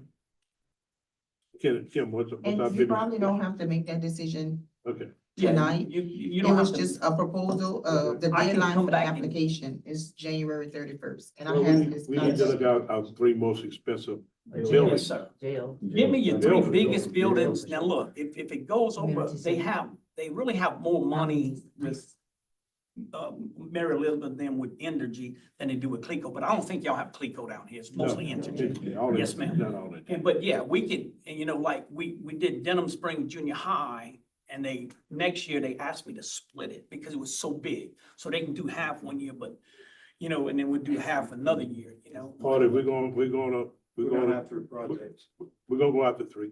Yes, sir. But would you be involved on the HVAC side? Who I would have can, to- yes, sir. I do partner with people to do that. But I haven't seen them pick a whole bunch of HVAC, because HVAC is so expensive, Well, But we it's know, that's not- why I'm asking. I know, but yeah, we can audit it. Yes, sir, we can. We can talk about all of that. We can talk about, they just started getting into the gas, changing like boilers and changing out hot water heaters and that kind of stuff too. There's some, but not a whole bunch. There's more electrical than anything, But yeah, anything you have, any building, that you have, we can audit it and try to help y'all save some money, But, I So thank we y'all. need to identify 3 projects. you're gonna be the one that's gonna help us along with the process of filling all the documentation, preparing all the reports, checking every fixture we have, if we decided to use this building or not. And, we're gonna send that information straight to, Mary Elizabeth. We have to do it by January first. No, I'm gonna take care of all of this. January. I'm gonna turn all of that in. All you gotta do is I'm gonna send you paperwork and you put your letterhead on it. And, you know, you sign it and then I'm gonna send it in. I'm gonna do it all. You don't do need to name the anything. project. Huh? You need to You name just the name your project. project, whatever you, Yeah, whatever. listen, and Hey, pass it we up. can count every building y'all have in the parish that y'all need. It's not just, but if we can, you know. We if should you- prioritize it. Yeah, you can. Yes, sir. You can. Whatever Well, we're you want. definitely gonna go with the jail. I think we'll go jail for lighting, I think we courthouse need to for get HVAC. the jail for HVAC also. There you go. That's three. Yeah. Yeah, but So y'all don't wanna do this think, building? I think we can look at more buildings and see which ones, how they do with the audit, so that Yeah. we see which ones would be. Well, what I do, like if I go in and count all the lighting and stuff, you know, I would rather see y'all go after the lighting just to get in the door with them, you see? And then, you know, we can go with HVAC later, you know, because I think you have a better opportunity getting lighting than HVAC right now, you know?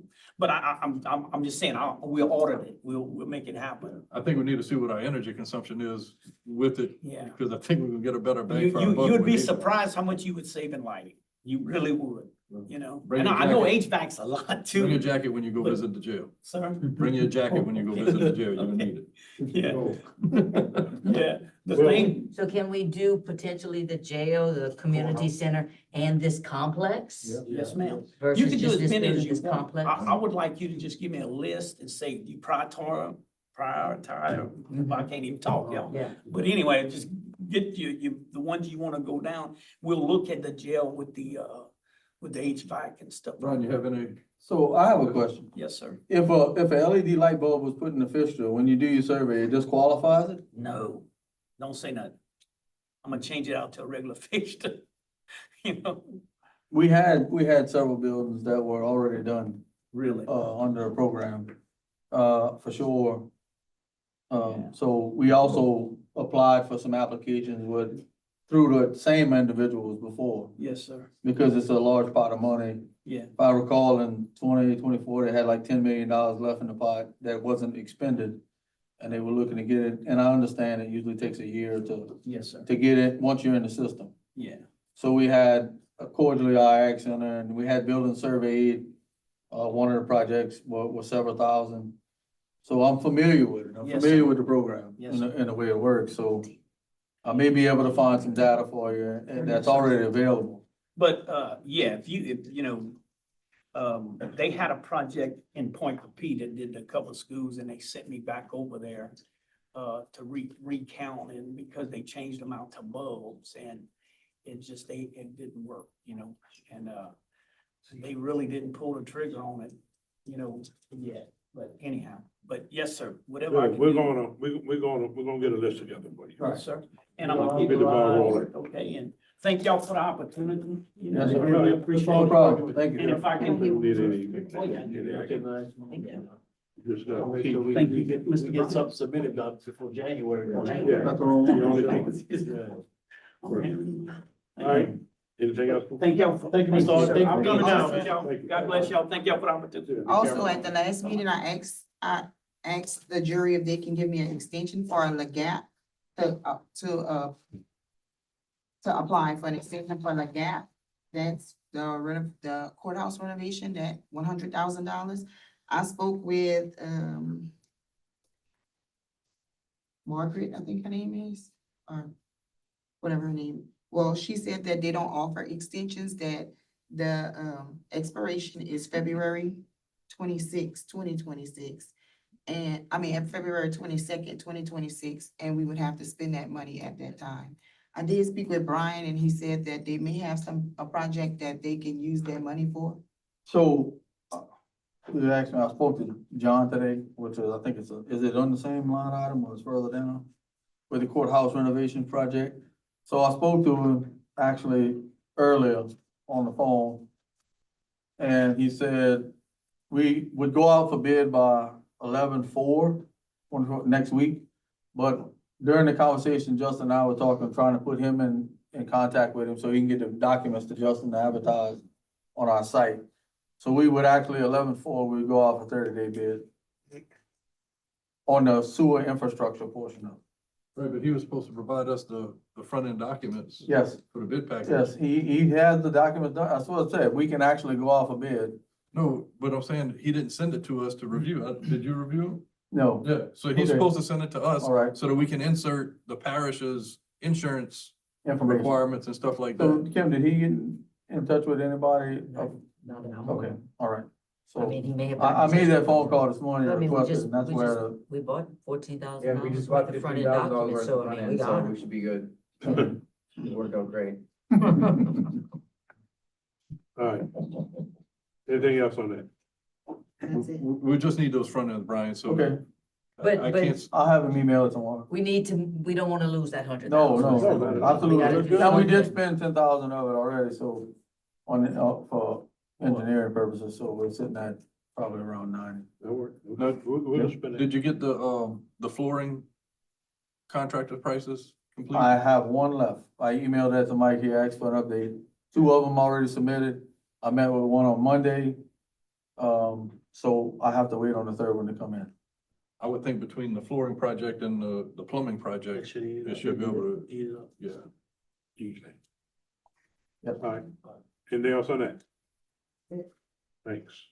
Update from South Central Planning Development Commission, discuss capital outlay request for Central Parish Waterworks and prioritize all submissions. Pat Gordon?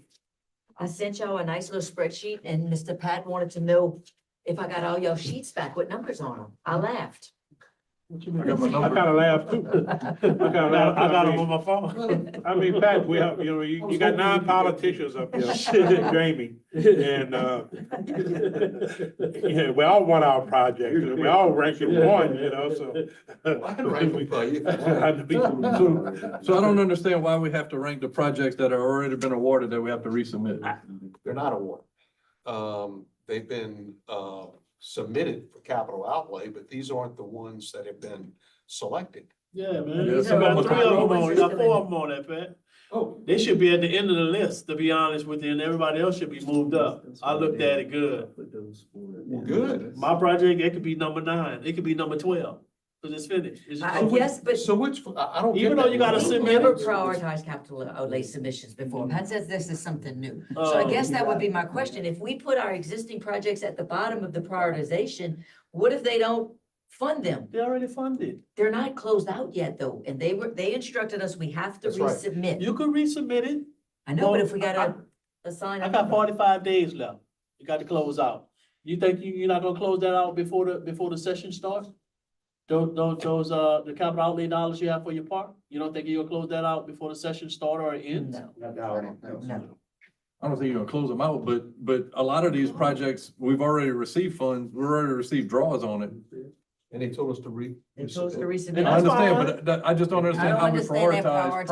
prioritizing them. That's the part Yeah. that I don't Oh, okay, understand. all right. Yeah, that's a Well, then- question. Why do we have to prioritize? And that's, and the previously funded application projects? says that. It says is this, application 1 out of 8, 2 out of 8, 3 out of 8, in the prioritization.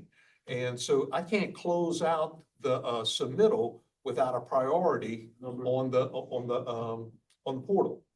I mean, I can close it out without the support And- letters, but I can't close it out without the priority. Put it in a part, that's fine. So we have to do, It still leaves that Have to give them open some question priority. about what if we put our projects that Plottenville, we put it as number 9 and they decide, okay, that's a 9 out of 9, so that's not high priority, don't worry about it. well, I would put the ones That's the that are being problem. funded. Don't worry about me. first. I'm No, good. but that's a problem in our I funding. put the ones funding first, the ones that have been funded, I put first. Make sure that you continue to be funded on those. Good, that takes away everybody going 1. So which 4 of those? 4, Well- 5, 6, and 8. Yeah. Yep, 4, 5, 6, and 8, And you're 8. correct. All those have been funded, 100%. So 1, 2. Okay, so out of those 4, 5, 6, and 8, you said? Yeah, Okay, which ones would be Put them in that order. Put it 1, 2, whatever 3, order you 4. want, All right. whatever order you want. That's not. And so that takes care of four. The other, now the next four, we would need to, I would say, You got my five.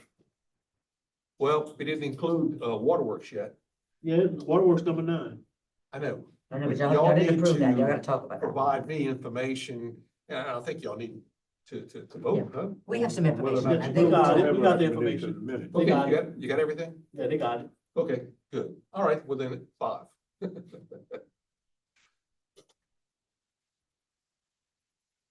I would say put the courthouse renovation, the engine, I would say put the engineering as number 5. Yep, I will Because put you know that that's one, gonna cause y'all wanna take focus on time. trying to do that one. Right? Which one? I'm sorry, I Engineering don't have The the design. list. I court, just wrote for, down numbers. it's currently number 3. Yep, that's what I had as far. I will put Laberville. that one number 5. Okay. And then Laberville. Loudville. Since that's a Laberville can flooding go. issue. Which number is that one? Laberville, number 2. So put Labadyville number 6. Yeah.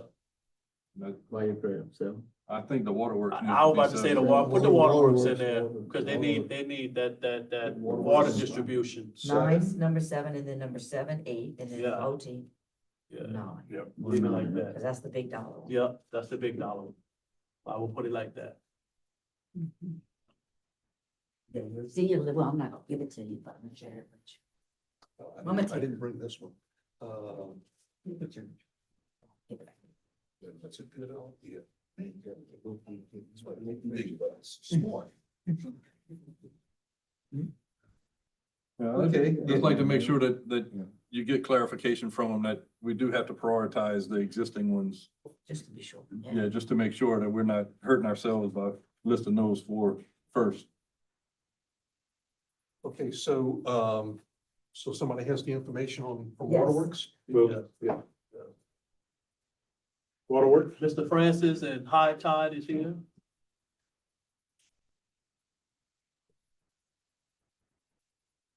Yeah, Shane Gillen with High Tide Consultants, and just to be clear, Waterworks was number 1, right? My second clarification is, what I'm gonna present here is no cost to the jury, no maintenance costs, and no operations costs, so just so we get that out of the way. So we have a capital outlay request that I'm presenting for the Assumption Parish Waterworks, which is a $5 million outlay request. This project is associated with improvements to the distribution system, mainly to the northern part of the parish for future growth, and then also to Pier Park, which we've had issues with from an operational standpoint. Currently, right now, we have a 14-inch AC pipe that runs from the plant to the Pankerville booster station. From the Pankerville booster station to the Pankerville tank. So that 14-inch pipe can only carry so much flow. It's also an AC pipe, that's a cement pipe, and it's towards the end of its useful life. There's only so much velocity you can put in this pipe. At some point, it's gonna start to degrade. So this project covers from the Pankerville booster station to the Pankerville tank, increasing that 14-inch to a 24-inch. That would allow for future growth to the north, and that would allow for better flow down to Pier Park. It also includes 2 booster stations along the main, the 14-inch main that runs along Highway 70 to Pier Park, and then some improvements to the Derrick Street booster station. So that's what this covers. Now, the other thing I wanted to make sure y'all understood is we're actually going after water sector money. They got another round that just opened up October 17th. And that will improve the 14 that I told you about from the plant to the Pankerville booster station from a 14 to a 24 as well. So we'll improve all that distribution throughout that portion of the parish by getting these 2 projects put together. Without a doubt. Sounds And that good. size pipe in, I mean, yeah. Well, it's gonna have to happen regardless, even if you had no road to the north. What we need to we gotta get more water to Pier Park, and we can only get so much water to the 14, so you can't really boost Build it. another Planet Bell Road. That's my recommendation, one day. Well, Yeah, that's a plan. whole other issue, because you'd be introducing 2 separate water systems into each other, that's a convoluted issue. I know it makes, Because when they may not have water from bottle of fruits. well, and I don't disagree with that. The other problem you run into, and you're gonna see it, and everybody that's in the water distribution system knows that, it's hard finding qualified operators to run the plant that you have now, much less to run 2 separate plants. It's harder and harder to get these guys to get their education and their requirements to get that done. So there's a lot of operational issues that go with 2 separate plants in one parish. Well, we need to work with what we got now. Yeah, and we have that, and this would allow us to do that. Yeah, that's fine, but like in the future, we need to look at that. So the way I understand that, there was a capacity improvement at the water plant, Yes, sir. right? But even though the plant can produce, what's that? You talking about the newest renovation? Yes. It's ongoing, it's not complete. All right, so it's ongoing, but once you are at your increased capacity, you're choked down by this distribution system of getting that additional capacity out. That's So correct. the plant will have additional capacity, just you won't better use it unless you upgrade That's correct. the distribution Additional system. capacity also allows us to take down the units that we have and not have to rush to get them repaired. It'll give us time to repair them correctly. It's multi-purpose, but we're at that point where we needed to expand the plant. Sure. So yes and yes. Yeah, I didn't know if everybody was aware that that plant was being expanded beyond its existing capability. Big pipe, bigger pipe. Bigger pipe, bigger newer pipe, PVC and HDPE, some stuff that'll last a little bit longer. So can I ask you a question about the line going to Pierpont? I know we've had, multiple failures in that area where we have accelerated subsidence. Is that subsidence what's leading to these issues, or is it just the age of the pipe? It's probably a little bit of both with the additional of, as you increase development there, you increase flow. And that's the little parameter that you gotta be careful with, because you increase flow, you increase velocity. And that pipe will degrade over time, and that could be some of it. It probably is because of the subsidence and the movement. The AC pipe's not real forgiving for that. But it's probably a little bit of all that. Right. Yeah, so I know in the submission, I don't know if maybe we could put a little bit more in the narrative about that, about that aging system and the multiple failures that we've had, to prioritize that need, to show that this is an important project for us. And Mr. Pat, you mean putting the outlay application together? Yeah. Yeah, so we can work together to make sure that language is. Yeah, and one of the questions I would have though is, for the application, you have to designate where the match is coming from. So is that gonna come from waterworks or? Waterworks. Okay. Coming from waterworks. That'll work. Okay. A lot of core, they gonna match on it for that too. Yeah, well, I think the cost system we have right now has about a little over 25% match. Based on the cost estimate. But if it comes, we could hit up a lot of Okay.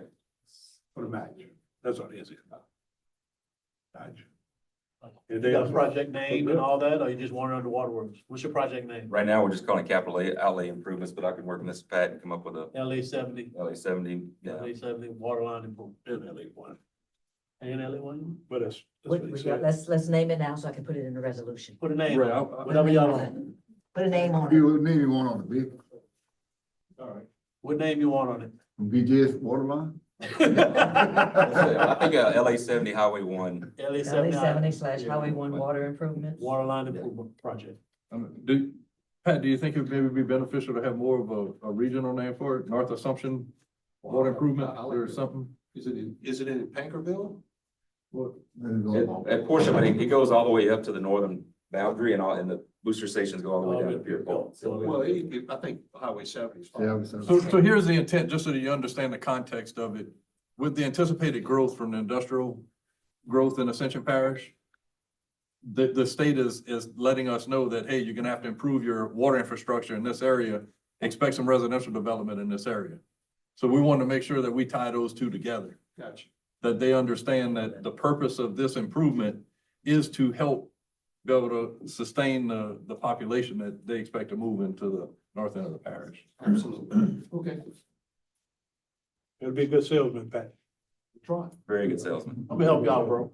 I'm gonna help y'all. All right, anything else y'all need us? Y'all good? To that Questions, y'all good? Add that to our list. All right, motion to add And accept the and prioritization. accept the prioritized list. Motion to add Central Parish Waterworks and accept the prioritized list.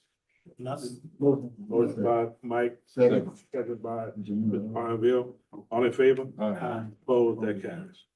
Update on Ag Center roof project. Thank y'all. The roof is blacked in and they're gonna be. Thank you, bro. The roof is currently blacked in and they're gonna begin installing the metal panels, and trim, starting next week. Good deal. Update on health unit repair. So I reviewed the engineers, it's about a week or so, or 2 or whatever it was. I reviewed the engineering plans. I've met with contractors, both interior and exterior. The previous engineering company recommended a complete roof replacement, so I had to revise the scope of work and get it out to them. We visited with 3 of them, interior and exterior. We received 2 so far. That is the roofing portion of it, and also 2 on the interior portion of it. I haven't got the 3rd one back yet, but we were there just the other day, and I'm waiting on that proposal to come back, and then we'll have all 3. So hopefully at the next meeting, we can go out. Yeah, you have to get 3. But it's No matter for what, yeah, that it's the roof. roofing. I had to revise the scope for the interior, because originally we had it at 2 foot, but the engineering company said 36 inches in the complete building. So it's gonna substantially drive the cost up. If you can't get the 3rd one, can you get a no bid from it? Yeah, we'd have to get a no bid, but it takes 2 per one. 2 no bids. No bids to make. Oh, Yes. So takes you gotta 2. bag a roofing company.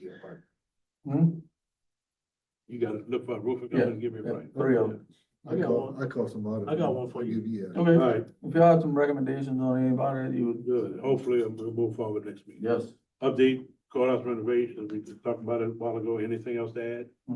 On the courthouse, as far as for the grant itself, renovation grant, we've selected the highest scorer and we've requested a cost analysis from them. I think we did receive one today. I saw something come across my email before I got here, so once we received that cost analysis from that architecture, we'll compare to the way we're supposed to do it for the OCD, meet the OCD grant compared to other work done around here, and we'll see how that comes out, and then we'll proceed, we'll move on from there. But we're in the middle of a cost analysis with that architect firm. Perfect. Anything else? No, sir. Update on Shell Beach launch project, anything?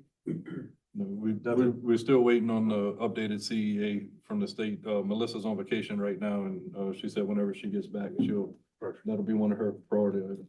Discuss the Hurricane Francine hazardous mitigation grant. Yes, sir. I put that on the agenda. 2 meetings ago, y'all gave me approval to replace the generators at the for 911 EOC. And that was, I asked y'all for additional projects. I got a request from the Veterans Park, baseball park, the to provide them with a generator to be used during critical emergencies in that portion of the parish. I sent an initial email to the GOSEP, and they came back with not so much a denial, but they said it was a stretch. So I got with Ms. Bella Gomez this week, and she was gonna write me up another proposal with a little more detailed about how it could be utilized during storm events, and I'm waiting for her proposal. When I get a proposal, You can do a lot of stuff that we have. yes, sir.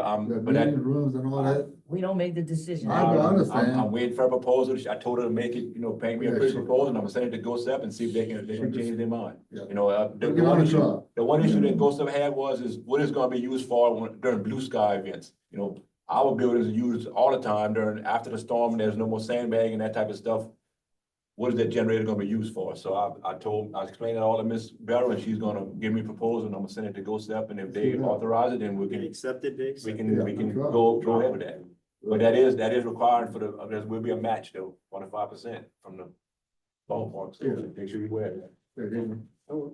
So, but I'm waiting on that answer. Working adjourned. So any other projects or that should? That's the only one that I'm aware of. Any other items? Motion adjourned by Mr. Blanchard, second by Mr. Pineville, all in favor? Opposed? Meeting adjourned. Go. You go. We'll call to order the regular meeting of the Assumption Parish Police Jury for Wednesday, October 22nd, 2025. Let the record reflect all members are present. Please rise for the prayer to be followed by the Pledge of Allegiance. God, who teaches us by sending the light of the Holy Spirit into our hearts, grant that by the light of that Spirit, right judgment may be ours, and we'll ever find joy in his guidance. Amen. Amen. Pledge, please. Pledge allegiance to the flag of the United States of America and to the republic for which it stands, one nation, under God, indivisible, with liberty and justice for all. Before I go on to the next item, reminded by the pledge here, just let everyone know our Congressman, Troy Carter provided a 8x5 flag for us to install at the community center.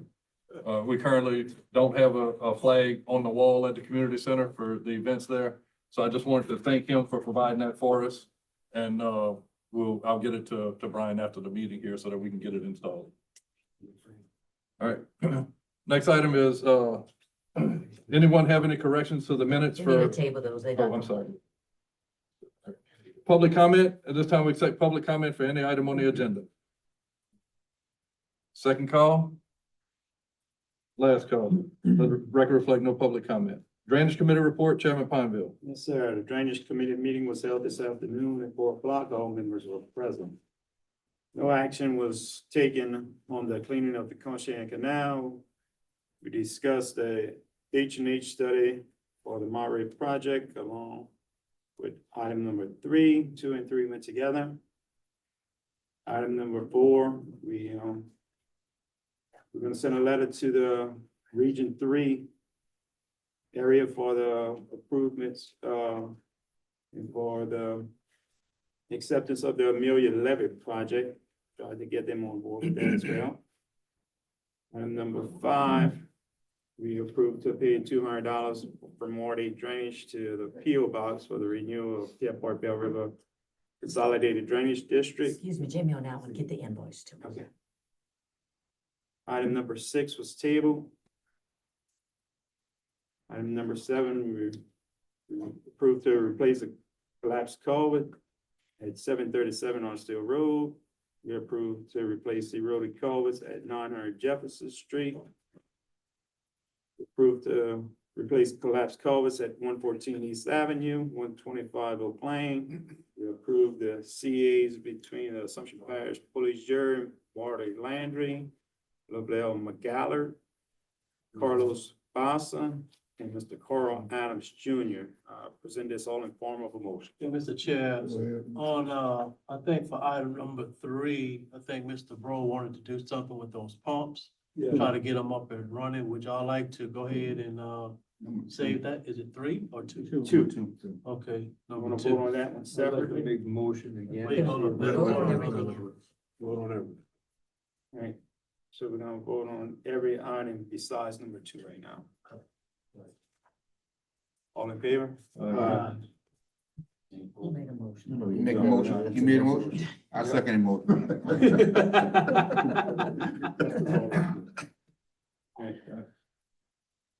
Had a motion by Mr. Pineville, second by Mr. Carter to approve all items except number 2. All in favor? Opposed? Motion carried. Right. Now for item 2, So I'd like to make my motion again. I make a motion to cancel the task order for the Monterey drainage study with GIS engineers and authorize CJ Savoy to make to move forward with the rebidding and the needed repairs to upgrade the pump stations in the bore screen. And I make that motion. I second I'm gonna counter motion that. Keeping GIS, that way we don't be in the same situation we was with Joelmore. And we was gonna spend $1 million on that project and improve nothing, Chris. So it's very important that we do this study. Well, study might be one thing, but we Well, if he need to needs to have, pump- I have we need these something, pumps he on. need the pumps. You need a pump. He needs something to be done now. You need to release the You know, if paper. the study can go on, if that's what you want to Yeah, do, Leah, but we need let's immediate get going effect with this. now for the Monterey's. Okay, we got a motion, we got a counter motion, let's move on. we got a motion on the floor by Mr. Bro, seconded by Mr. Carter. That counter motion by And- Mr. Palmer. Counter motion by Mr. Pineville. Is there a second to the counter motion? Counter motion dies for lack of second. Back to the primary motion by Mr. Bro. All in favor? Opposed? Who seconded Mr. Bruce? I missed that. Chris. Chris, okay. Jamie, the only name? Yeah, three names. Okay.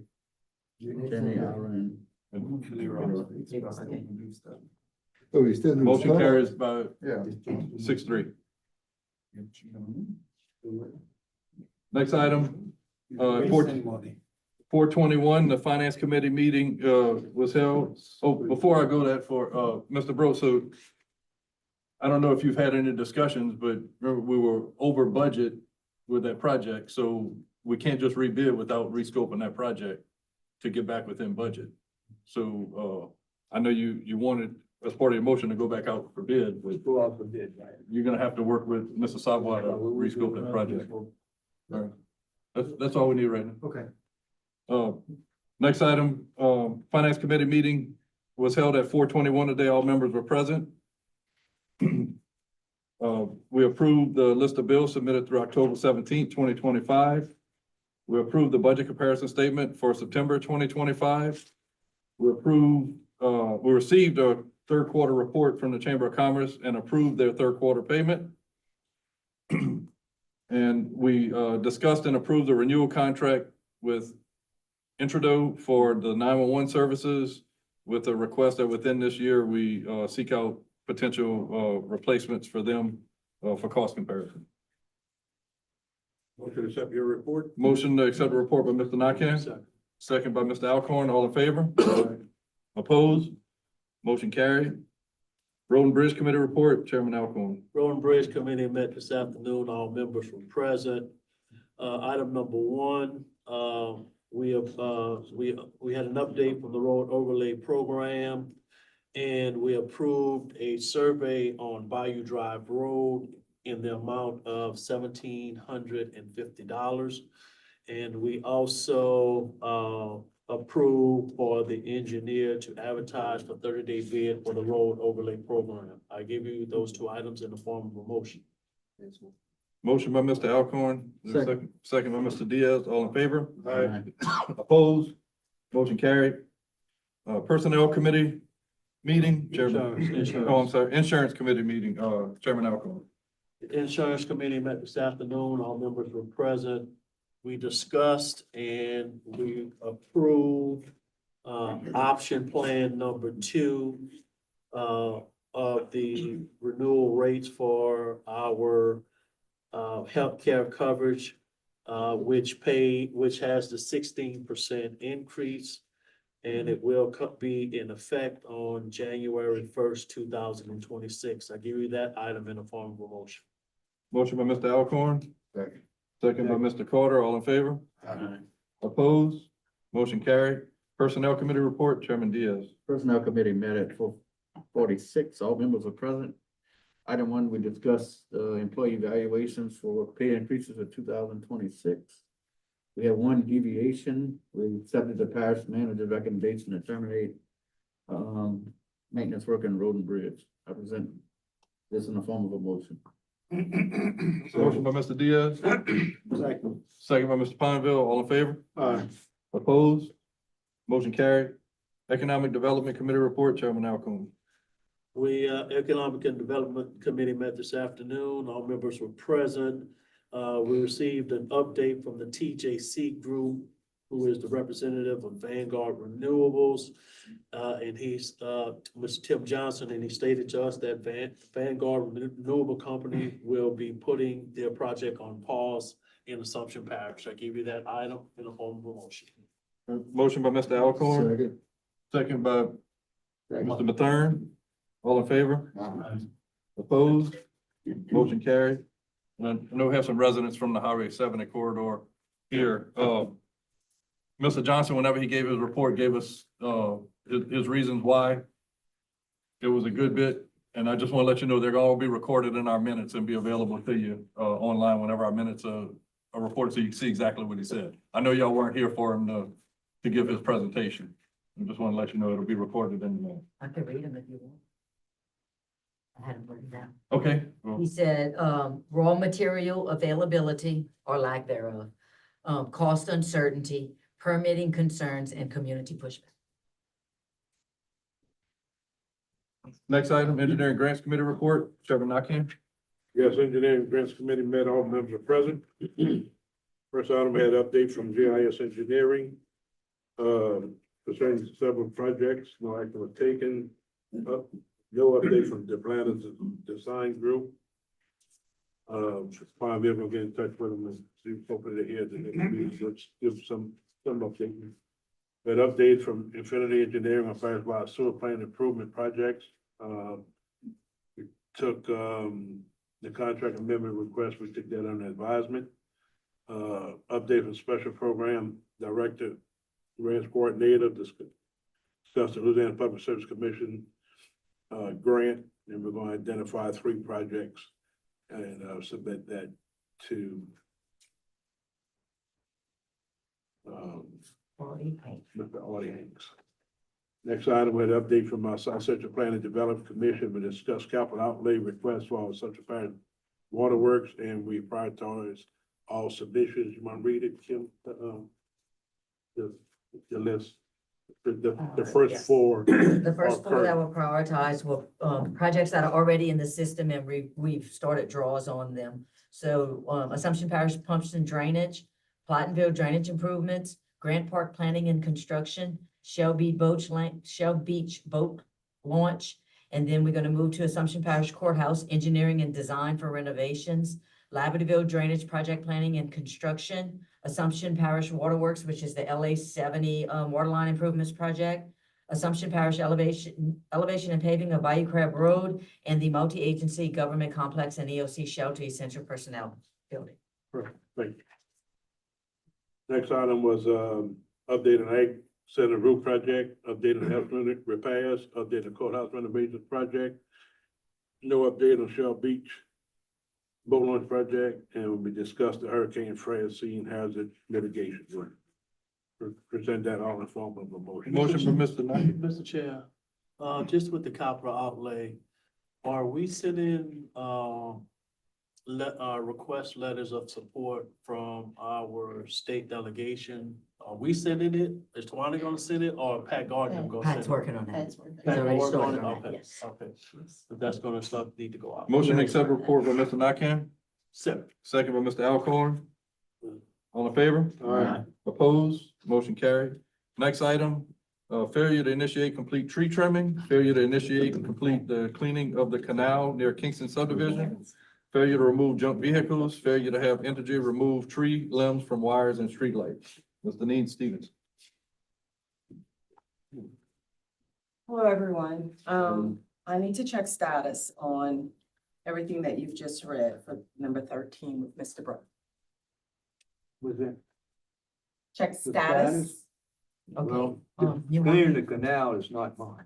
you want me to address that? You can. The canal, I'm not sure what's the status on that. The junk vehicles, we sent someone out to, the last meeting, it was said that if the fence was not a solid structure around the parameter of the property, then it wasn't adequate, the vehicles had to be removed. So Katie moved on that process, and then when the company went there to remove the vehicles, there's no gate, there's no access to get inside of the fence. So we're stuck. So we need advice from the jury. What are we gonna require of this? Is this gonna be acceptable or is there not? Because it is a visual block. We cannot access the location. Entergy, we have been in contact with Entergy. They say they have the roads on the list. They did not give us any ETA as to when that would get done, but they would trim the trees with the wires whenever. Road and Bridge has also been out to trim some of the trees. I assume maybe they're not satisfactory to what you're. They were requesting. never trimmed.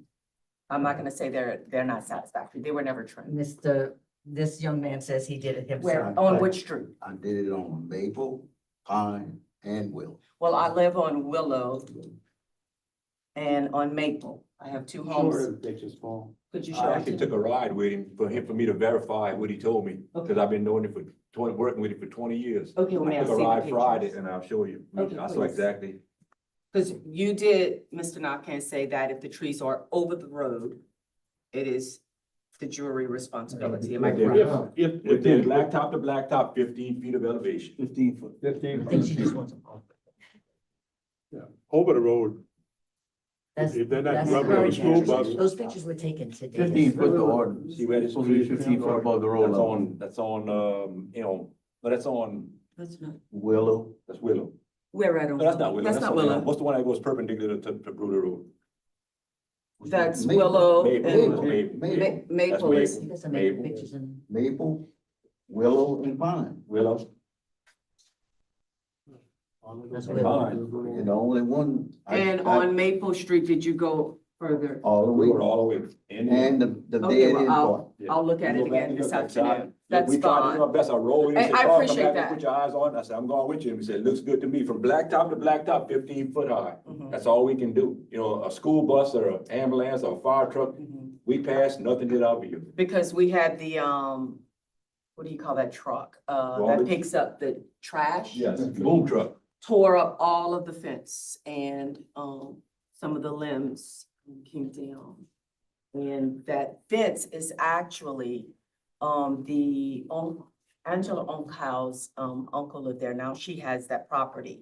The fence is actually on public property, which belongs to the parish. Because the last, juror before Mr. Johnson, he was on that road and he said that that fence is on parish property and it really needed to be moved. So I did inform Angela of that. That's another issue. That's a civil. But That's a civil. That's a civil. yes, so, as far as the junk vehicles, I noticed they had a police officer. Did you guys send that officer out today? Because Did he had served some papers. I didn't know if it was related to this issue or not. Okay, so how do we get those vehicles moving?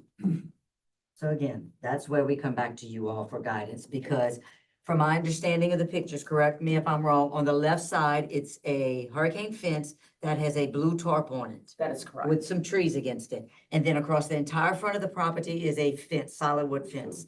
On the right side, solid wood fence. You cannot see the vehicles from the front of the road. How are we gonna access it? We're not gonna go tear a fence down and then No, reinstall. they put it up. They need to put it, So, take it down. so either the jury chooses, if the jury still stands by their fact that the fence is not acceptable, then we need a course of action of how we get it, how we get access to the And- How property. we gonna enforce a fence? well, may I say this? The fence, when you say a fence has to be properly put up. That's considered a fence. This fence is not, this fence on the left side is tarp hiding and it's connected to the, wood that's in the front. So it's a makeshift fence. And on the other side, on the right side of the fence, that is one, that's boards that's just stuck there, that's leaning up against, the, what do you call it, wire fence? Hurricane fence. Hurricane fence. Okay, one of those Chain link fences. fence. How many vehicles we talking about?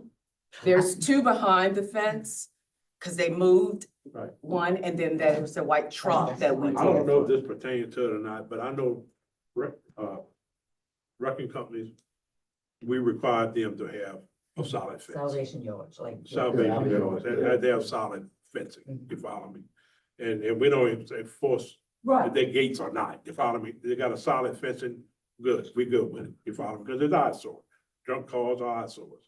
But salvage yards, we required them to do it and they did it.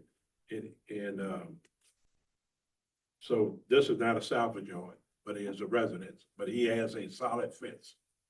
Right? Can you see these vehicles? if you stand up in front of the fence, the way it's put up. And honestly, I'm gonna be totally honest with you, the last time we were here, I was under the impression that you guys had already made that decision, but they came out to verify. And when the email came over, I specifically asked, and I'm sure all of you read, that did you guys approve that the fence was good enough to not bother with it? And the reply was that the salvage, the towing guy came out, what's his name?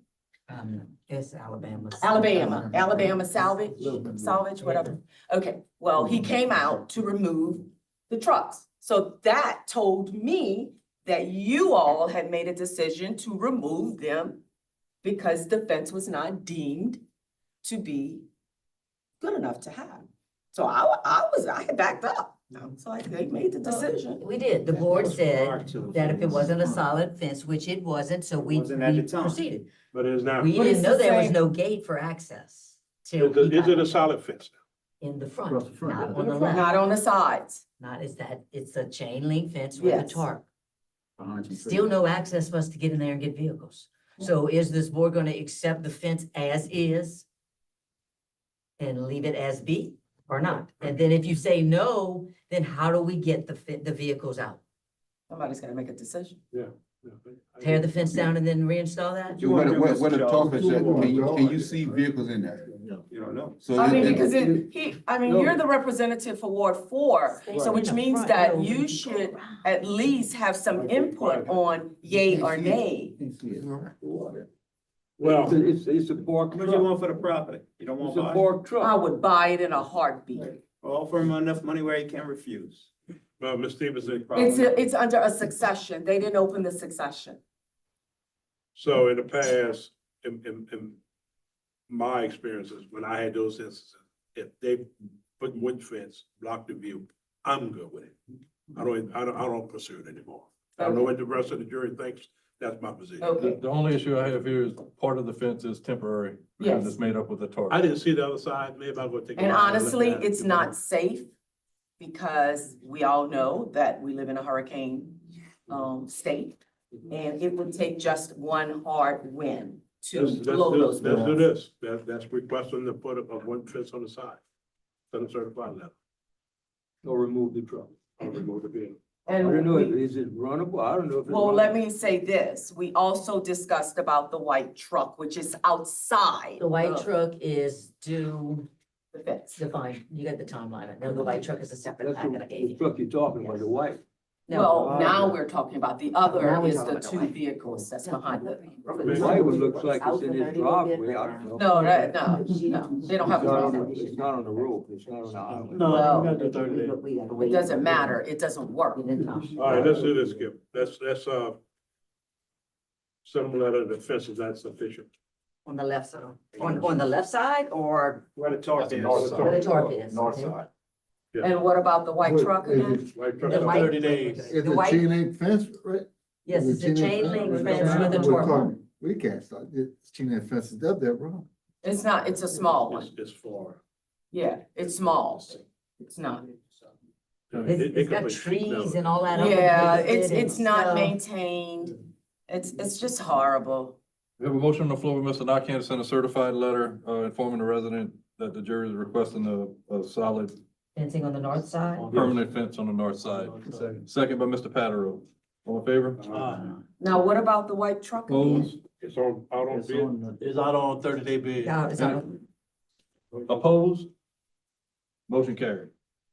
So it's on a 30-day what? The letter was sent October 17th, so they have a 30-day deadline to respond. Okay. It's in the process. All right, I appreciate that. Yes, it's in the process. All right, thank you. And the canal is in Ward 2. Yeah, what is the canal? It's I in have Ward 2. It's in what? It's in We Ward swept that 2. canal a while back. It probably need to be sprayed, but It needs to be clean. well, that's litter abatement. It's litter. It's litter. They actually had people putting trash out when we Yeah, had one of it never stop. It's sad, but yeah, but anyway, Take some pictures of them. I did. you know. Yo, you guys Of the have them. people? Of the who? Of the people littering? Oh, no, I make too much money to do that. Yeah. All right, Anyway, yeah. Thank Litter is no, but yes. I appreciate it. Next Okay, item. Can I just talk about that since we're here? We have another complaint that we received on, not a property that she's talking about, but in the Lavderville community on 308. It's very, very bad. It's a multitude of junk vehicles. We can't even go in and try to assess and get each vehicles, and some things are stacked. They all on top. I mean, it's a mess. Can we send a letter to require the landowner to put a fence? That's the only option in cleaning this property is putting a fence. There's no way we can. It almost looked like a salvage yard, correct? Correct. He might fall on each salvage. No, it's just his stuff. It's junk. And he's blatantly told us he's not putting a fence, but what do we do? Like, we're gonna send a letter. Can we send a letter demanding that a fence be making put? this Salvage yard, or he gets rid of the roof. If not, we're Yeah, talking but if he about- doesn't, if he says, no, I'm not, then what do we do? We can't go in, there's no way we can go in and kick and pull those vehicles like that. Talk to your partner, Mike. All right. We won't take any action on that one unless. No direction. No direction yet. Unless we have a deviation at the end of the meeting. Yeah, okay, let's go. Next item, domestic violence awareness. Ms. Kelly Cantu? Hello. All right, I'm gonna pass out y'all bags while I talk. Yes, my name is Kelly Cantu. I work for Shea Hope, the domestic violence agency. We service St. Martin, St. Mary, you're welcome, Assumption and Iberia parishes. We have, just a little bit about us, we have 2 shelters, one in New Iberia, one in Franklin. And we have 4 outreach offices where we do, civil restraining orders. We have one of those in each of our parishes. And we do civil restraining orders for a couple different people. We do intimate partner relationships, past and present. And we also do, some people don't know this, but we also help people who maybe if a parent might have issues with their adult children. We can do, or vice versa, we could do restraining orders for that, and also for grandparents who may be having issues with their adult grandchildren and vice versa, but we don't see the grandchildren falling against grandparents very often. But we can cover all of those. We have a 24-hour crisis line. We have advocates on call 24/7 in case someone is in imminent danger and needs to get themselves out of that situation and put into one of our 2 shelters. We're able to do that as well. So yes, October is Domestic Violence Awareness Month, which is why I'm here to just talk a little bit about domestic violence. So real quick, 1 in 3 women, 1 in 4 men, 1 in 10 teens will experience some form of domestic or dating violence in their lifetime, and 15.5 million children will witness domestic violence in their lifetime.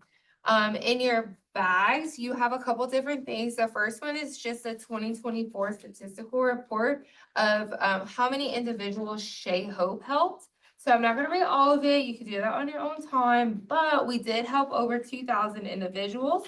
We did over 700 restraining orders. We housed over 400 people and we answered over 4,000 crisis calls. In your packets, you'll also see these 2 things. This is a booklet about the type of civil restraining orders that we can assist with, just kind of breaks it down, talks a little bit about civil restraining orders, and this has our information. This is a Shea Hope brochure. It also has a handy dandy power and control wheel in here. Since domestic violence is all about power and control, this kind of breaks it down for you. It is a little small, so I do suggest just Google domestic violence, power and control, and then you can get a bigger one. And lastly, it is important because Louisiana ranks 5th in the nation for women who are killed by men that they know. So we are pretty high up there in the number, and our goal at Shea Hope is to try to let people know who we are, what we do, and let them know that they have access to us. We are free. We do all these services for free. So we can hopefully try to reach as many people as we can so that we can minimize the effects of domestic violence on our community members. And lastly, I am here to see if you guys would like to sign a Domestic Violence Awareness Month proclamation and take a lovely picture for social media. We'd love to. Awesome. Do you have any questions before I come to? I do have one question.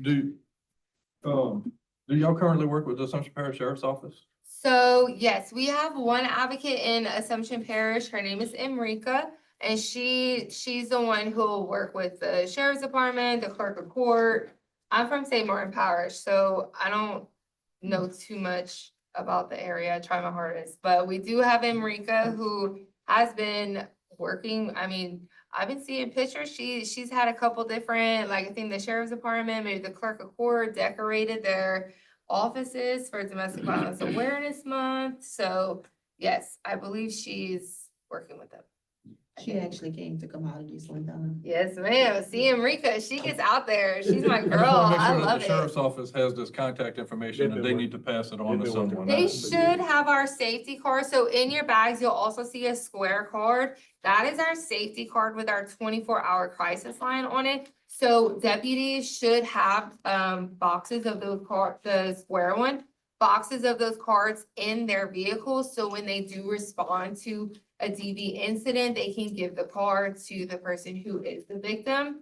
You also have a rectangle card in there. That's my card. So if you guys ever have any questions or wanted to partner up with Sheho, feel free to give me a call. It has my direct line and my email address. Just hypothetically, say you've been able to serve 2,156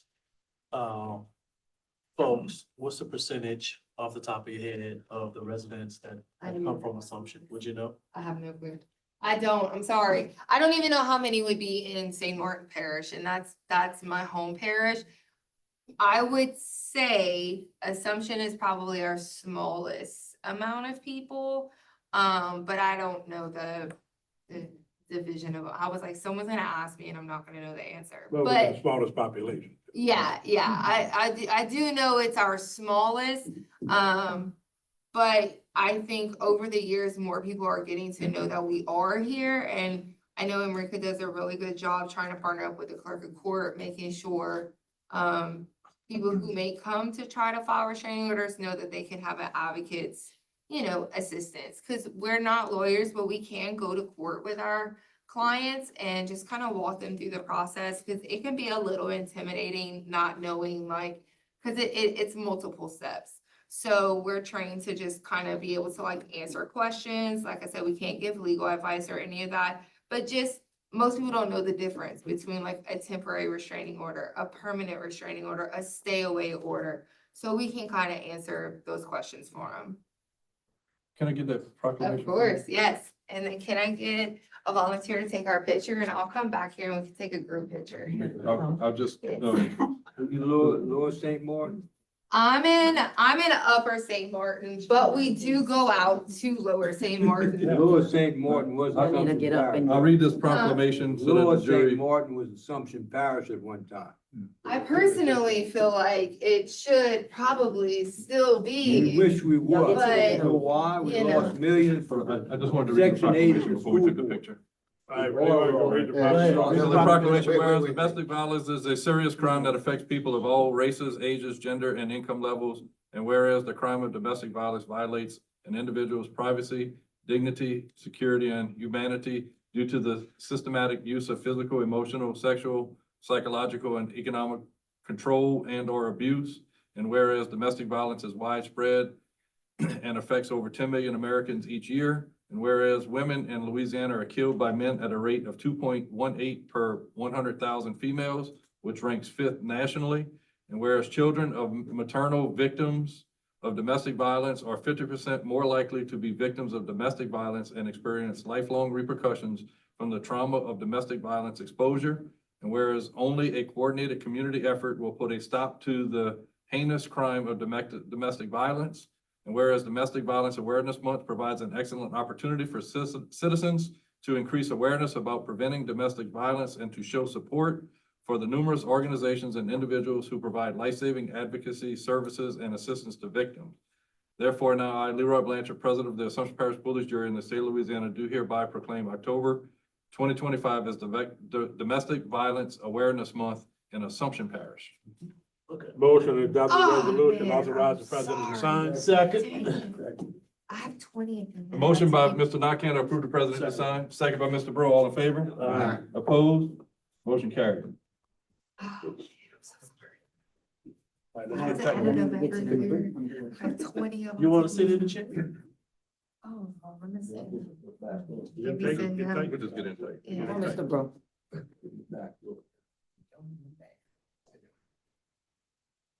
Ready? Smile. Thank you. Thank y'all so much. I appreciate You're it. welcome. Thank you for coming. Of course. Hope to see y'all every year. Next item, discuss roofing home repairs for the elderly from Rebuilding Together. Good evening. Right. Is it better if I just pass these around? Sure. Can you give us your name to start? Yes, Lee Schaffer, I'm with, Rebuilding Together. And Lee, L-E-E, S-H-A-F-F-E-O. Would you all want this PowerPoint? Would you want slides? I think we can. Okay. Exactly. The presentation that I provided you, is really what I'm gonna be talking about. Rebuilding Together was a national nonprofit that was started in the 1970s in, Middle Texas. And it's here to help, maintain safe and healthy homes. I called, a few days ago and asked if I could talk to the Housing and Human Services person here in your area, and she says, you know, after we talked about it for a little while, Ms. Tyler, he says, why don't you come out and talk to the police area and let them know what you're doing?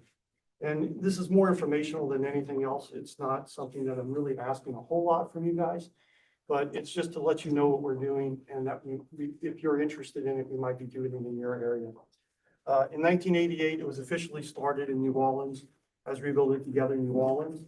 And that was one of the first affiliates around the nation. Now we have almost 122 affiliates. Right after Hurricane Ida, Rebuilding Together New Orleans decided they wanted to start a program in the Parish. And they started a program. There was 3 of us that were part of that, 2 of us at the time that were part of that program.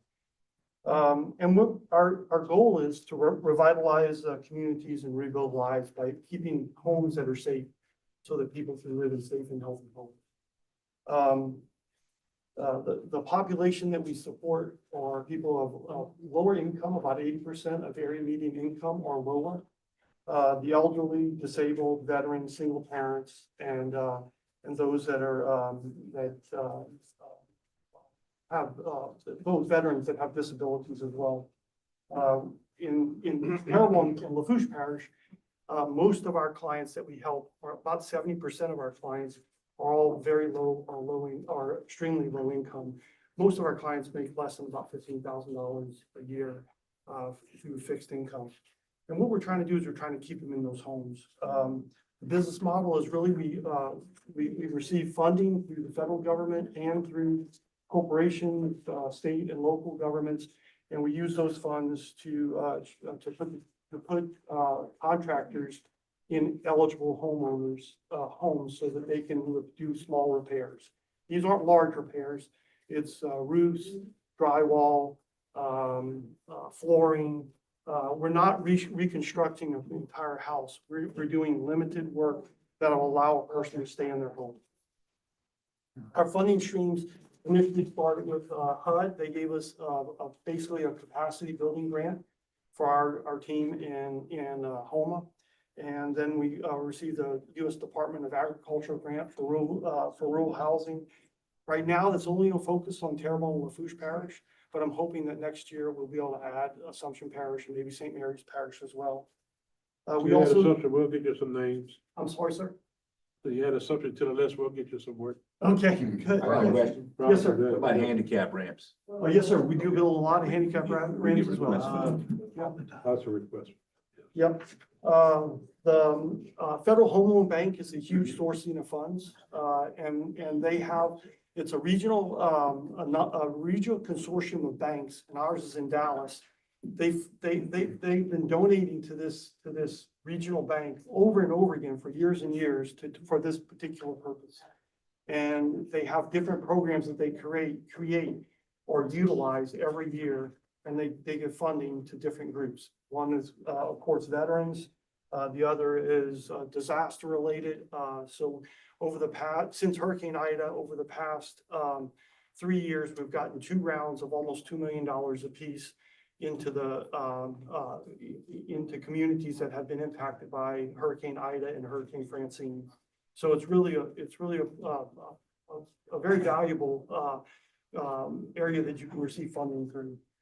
Special needs, individuals that have special needs, and then the fortified roof program. I'm sure you've all heard about the fortified roof program and how it becomes such an important part of trying to sustain our homes in the Bayou region of the state of Louisiana. And Louisiana Department of Insurance has allowed us to utilize their funding, their $10,000 grant that they're giving to people in these areas is allowing us to identify low-income individuals and utilize their $10,000 to help at least subsidize part of the fortified roof program that they're doing through that. And then, of course, corporations are helping us as well. Since 2022 to now, we've done about 160 homes in Lafourche and Terrebonne Parish alone. We brought about $2 million to the local community through contracting with local contractors and service providers in our area. And we've done that through getting these funds through the FHLB and the USDA. And we calculate on a national level over the past 3 years, they've done a study for us at our national level, and they calculate for every dollar that we put back into the community where we're helping another a person of lower or middle income, we're getting about $2.85 back in all sorts of ways, whether or not that's mental health, prevention of medical problems, ensuring that people that are low income are allowed to stay in their home versus moving out of their home. And then, of course, we're also allowing local contractors to bid on projects that are lower in cost, but allow them to keep their businesses running as well. I'll skip this slide on the team makeup, but the interesting thing is that because New Orleans has been around for so long, they have about 13 people that are full-time employees in New Orleans.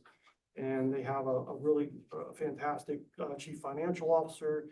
They have a wonderful grants development person that helps us write grants. They have an entire construction team, and they are supporting this. They're our reach back. And we have 3 people at our location. One is a licensed contractor. The other is a program manager that helps us with writing our specific grants in our area. Myself, and I pull up the end of the work that we do there. But some of the projects, I put a few slides in there. Some of the projects in Raceland, we put on many roofs in one particular community. The entire community has sort of been revitalized because we've spent enough time with put between 10 roofs and then 3 internal repair projects that were done in Raceland, and the whole community has been impacted by it. We've done, as you mentioned, ramps and stairs. We've done a lot of ramps and stairs. Now, we've gotten support through our Council on Aging in Terrebonne Parish, and they've donated or utilized funds that they have specifically for that. And then we have taken those funds and put directly into ramps and stairs for them because they find it to be really important. And then we do a lot of internal repairs for individuals that the ones that we see a lot recently is individuals that have strokes, and they're not quite old enough to move into assisted living or don't want to move into assisted living. They have a stroke and they need to be able to get back and forth to the doctors, and they don't have access for that. So we repaired their homes and their bathrooms to get around in their bathrooms as well. And then we had a veteran, and we've done a lot of veterans homes, especially those that are disabled, that have come back from Iraq and Afghanistan and can't quite get back into the work community, and their homes are decaying and degrading, and we've tried to help them through roofs and window repairs and those sort of things. And our vision is over the 2025 is to try to expand into Assumption and maybe do about 10 homes in your area, where we would look at fortified roofs for some of the folks, maybe the disaster related, if you still have the people that, right now we're finding that any of the homes that were hit by Hurricane Ida or Hurricane Francine, their homes are really in such bad shape that they really probably shouldn't be in the home. But we are finding a few that we're still able to help and put a roof on it and do a little bit of mold remediation and allowing them to stay in their homes. We might be able to help a veteran in your community through the Haven Grant. And then also, we'd love to be able to partner with volunteer groups that might want to work in a home and do. One of the ways that we try to get the community involved is by using volunteers in the community to sort of help in small projects, whether or not it be in a park where we do park benches, or where, or, on a on somebody's home where we do, painting or building a ramp, building a fence. I heard somebody talking about a fence today, so. Maybe. What would you I need, don't know if I want to get involved in that. No. That may not be the first one I want to. So what is it gonna take to get y'all into something? We're here already, sir. Our boss is committed to it. So we're gonna start on 2025 to try to do as much as we can. Some of the things I ask for is, that you help us identify people that meet our eligibility All requirements. right, I understand. What is the eligibility? Say you wasn't. Wait. Yeah. What's the requirements? Do y'all obtain, you look at y'all get funding from housing, agriculture, the bank, y'all obtain all the funding, Yes, sir. and then y'all go ahead and Now, prepare. there are some situations where I may come to you and say, like, if we get a USDA grant here next year, and we're able to fund it USDA, they usually ask us. Jack Rogers or Jack Rogers. So, they usually ask for, and we usually offer the highest match we can possibly do, because we want to get as many funds as we can possibly get. So for Lafourche and Terrebonne Parish, we got $100,000. That's just, and we asked, and we told them we would be able to match it by 50%. So we've gone to our sponsors and they've agreed to match by 50%. So I may come to you in 6 months and say, before we apply to USDA and say, is there a way in the community to match that 50%? So that we can take, instead of getting $100,000 to help the community, let's get $200,000 to help the community. And that might be something I might come to you in the future for. Question. He heard 'Cause about the I fence, heard, but- I he called heard it, about the Kim. fence, but he didn't hear about the early discussion. You didn't hear, that's right. So when you apply for the grants, do you come to Assumption Parish and apply for a grant in your organization on behalf of the parish? So you gotta come and get permission from us first, right? Well, we'll send you a letter telling you that we're doing it. We're not gonna ask for permission for it because I don't think it's required. But we will tell you that we're doing it. We would ask you to support us. And whether or not you support us financially, or you just say, yeah, we support you and we want you, you don't have to support us financially. We're gonna do everything we can to do as much work here as we possibly can. Our goals are not, it's not massive, it's small. We believe we can do about 10 homes here. But next year, we might be able to do more. It just depends on how it all goes. It's tight right now for us. I I'll see, be honest. well, I see on it, you have the corporate partners that you have. In other parishes, do they participate in the match? Well, it's really, no, they don't. I mean, the corporate sponsors do, but the parishes have not helped us. Yeah, that's what I'm asking. If the What we corporate did is, sponsors we do. did this wrong and when we opened up in New Orleans, maybe I'm airing my dirty laundry a little bit. When we came out to Lafourche and Terrebonne, we just went straight to work and we didn't go to the parish and explain everything we were doing. Now, whenever we're deciding to come here into St. Mary's Parish, we want to come and talk to you guys first and let you know what we're doing so that you're fully aware of what we're doing. And if there's a need here, you tell me there's a need. If there's not a need, you tell me there's not a need and we won't come here. But I think there is.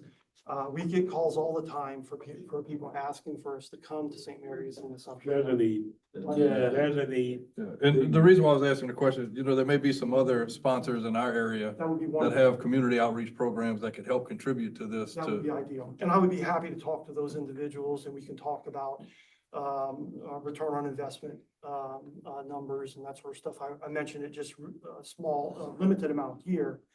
But the return on investment is really a big deal. You really take advantage of the buck. Because whenever you move somebody out of their home, everything changes for the entire family. It does, it really It does. really does. Really does. And then like one of the bullets that our ask of you guys is to actually identify the corporate sponsors that might be able to help us and be involved. So, but that's about all I have. Appreciate it. I hope we're able to work together and, I guess Ms. Tyler is, That's the go-to person? that's the go-to person. That's the go-to Okay, person. all right, I look forward to working with you, ma'am. When you Luana, compare, you got this criteria, what's the criteria and all that It's stuff? 80% of their median income is typically our criteria. Now, whenever we go to USDA, sometimes it's 60% and sometimes it's 40%, depending on the match that we have to get. And then we usually try to have one other criteria, being over the age of 62, being disabled, being a veteran, or being a single parent. So one of those other criteria are usually, now that's our internal criteria. Depending on what grant it is, for the Federal Home Loan Bank, it's a service-connected disability and not just a veteran. So they're different criteria. So I know a lot of the residents that you helping are low income and are struggling. Have y'all had any instances where the resident puts up the match to help with the program? We don't ask for that. We honestly don't. We haven't had to ask for that. We would rather not ask for that, because we help. We want the person to feel as though they're cared about, and we're willing to do what we can.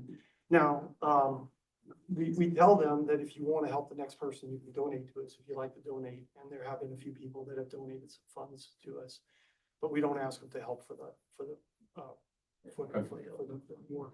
Yes, sir. So the earliest you can start taking name for assumption would be January? I'll take names now. And we'll start working. We'll do what we can. Right now, because the government shut down, things are really, really tight for us right now. But you're welcome to send me the names. We can start doing some assessments. Our construction manager will go out and do an assessment. Our intake coordinator will accept all the documents. We'll make sure that they're eligible from an eligibility standpoint. We'll make sure that their home is something that we think we can accomplish. Because we're not going to take on a home that's just too dramatic and too difficult. I mean, we're going to try to keep it simple and do things that we can do easily and make a huge impact on the family that we're helping. So that's, and we'd be happy to get started with that. And I think that's what they really need, this couple that I'm thinking about. I guess they need somebody just go in and look at it and just say, look, can we fix this, or, y'all need to just get out of here. Yeah. I mean, we're not gonna tell the person that they need Yeah, to I'm get just out. saying, but it's safe. We're gonna tell the person that we can't help them. Maybe she needs to look, or he or she needs to look somewhere else. Thank you. We sure appreciate So you. of the names that you collect like that, you're gonna evaluate it and basically score to see which are the good candidates and so forth. Yes, sir. Okay. And then I would talk to Ms. Tyler and I would keep her in the loop on everything so that she knows what we're doing and who we're accepting and who we're not. Okay. Thank you. Appreciate that. Thank you so much, appreciate it. Thank you. Thank you. Next item is request approval to waive fee for garbage pickup at 104 Laurel Ridge Road in Laverdale. Yeah, this, Greg Nolan, he's doing it well. And, he needs water to paint on. But, he's rewiring it, plumbing and everything, so he's not using it for residents. But he just wanted to waive it. That happened, Charles. Yeah, but y'all can't get that. Can create. No. That water, Where's he gonna throw the paint cans at? Where's he gonna put the trash at when he's painting? By the road? They ain't gonna pick it up, Charles, down the road. That's what I'm saying. So if he has the Well, we do have Do criteria. the damn issue. We do have criteria for it. If there's electrical service there, there's a structure on the property and it has the But he's ability. rewiring it, he doesn't have electrical. You got the capacity. If it has the capacity to generate the garbage, that's what the litmus test He's is. not living, he can't. no, I know it, but He's plumbing, he's putting new pipes, we got both sheds, new we got electrical, he garages. can't live in it. He doesn't like paying for stuff he can't use. Didn't you pass and say that you saw With that, garbage cans on the Charlie. road? Or I'm somebody telling tell him, me? we're sorry. You did? We're sorry. Sorry. Sorry, we sorry. tried. Move on. Sorry. Move on. He ain't giving it. Next Table. item, request approval to adopt ordinance 2519 to levy grass cutting charges totaling $4,251.85. So moved. Motion by Mr. Nakane, Can't do it. Second, man. second by Mr. Alcorn. All in favor? Aye. Opposed? Motion carried. Request approval of the following occupational license applications. Maville Sweets and Eats in Pierport, Henderson Mini Mart in Napoleonville, and E&C Welding Supply in Pierport. So moved. Motion approved by Mr. Nakane. Second. Second by Ms. Ponder. All in favor? Aye. Opposed? Motion carried. We have one deviation, relative to setting trick or treat hours. Motion to deviate. Motion to deviate by Mr. Nakane, second by Mr. Alcorn. All in favor? Aye. Opposed? Now we'll deviate. The recommendation on trick or treat hours. Trick or Last treats year on was 5:30 to 5:38. That's good. Friday night this year. Oh, it's on a Friday? Friday. They might start early. Let's do 6 to 9. Why is 6 to 9? That's late, Jeff. Six is late? Give them 3 hours, do Right. 5 to 8. It's a Friday. 5:30 to 8:30. 5:30 to 8, whatever. It don't matter, it's a Friday. I'm Let's sitting have fun. outside anyway, give me gas. All right then. Yeah, 5:30, 8:30. 5:30. We have a motion by Mr. Nakane, second by Mr. Alcorn, set trick or treat hours 5:30 to 8:30. All in favor? Have public comment? Any public comment on this item? Second call. Last call. Opposed? Motion carried. I got one thing, item number 17, can you all send out an email letting us know how much we paid so far this year in grass cutting fees? How much we paid So far, up to year to date. to contractors? Yeah. Okay. How much we collect on taxes? Probably nothing. Motion to adjourn? We have a couple of. Oh, yeah. Mr. Diaz, We just- second by Mr. Pineville. All in favor? Opposed? Meeting adjourned. Chris, you like that property? You seconded, you made it. Who made that? Chris, you see that property Mike. on the head of Spur in Gilbert?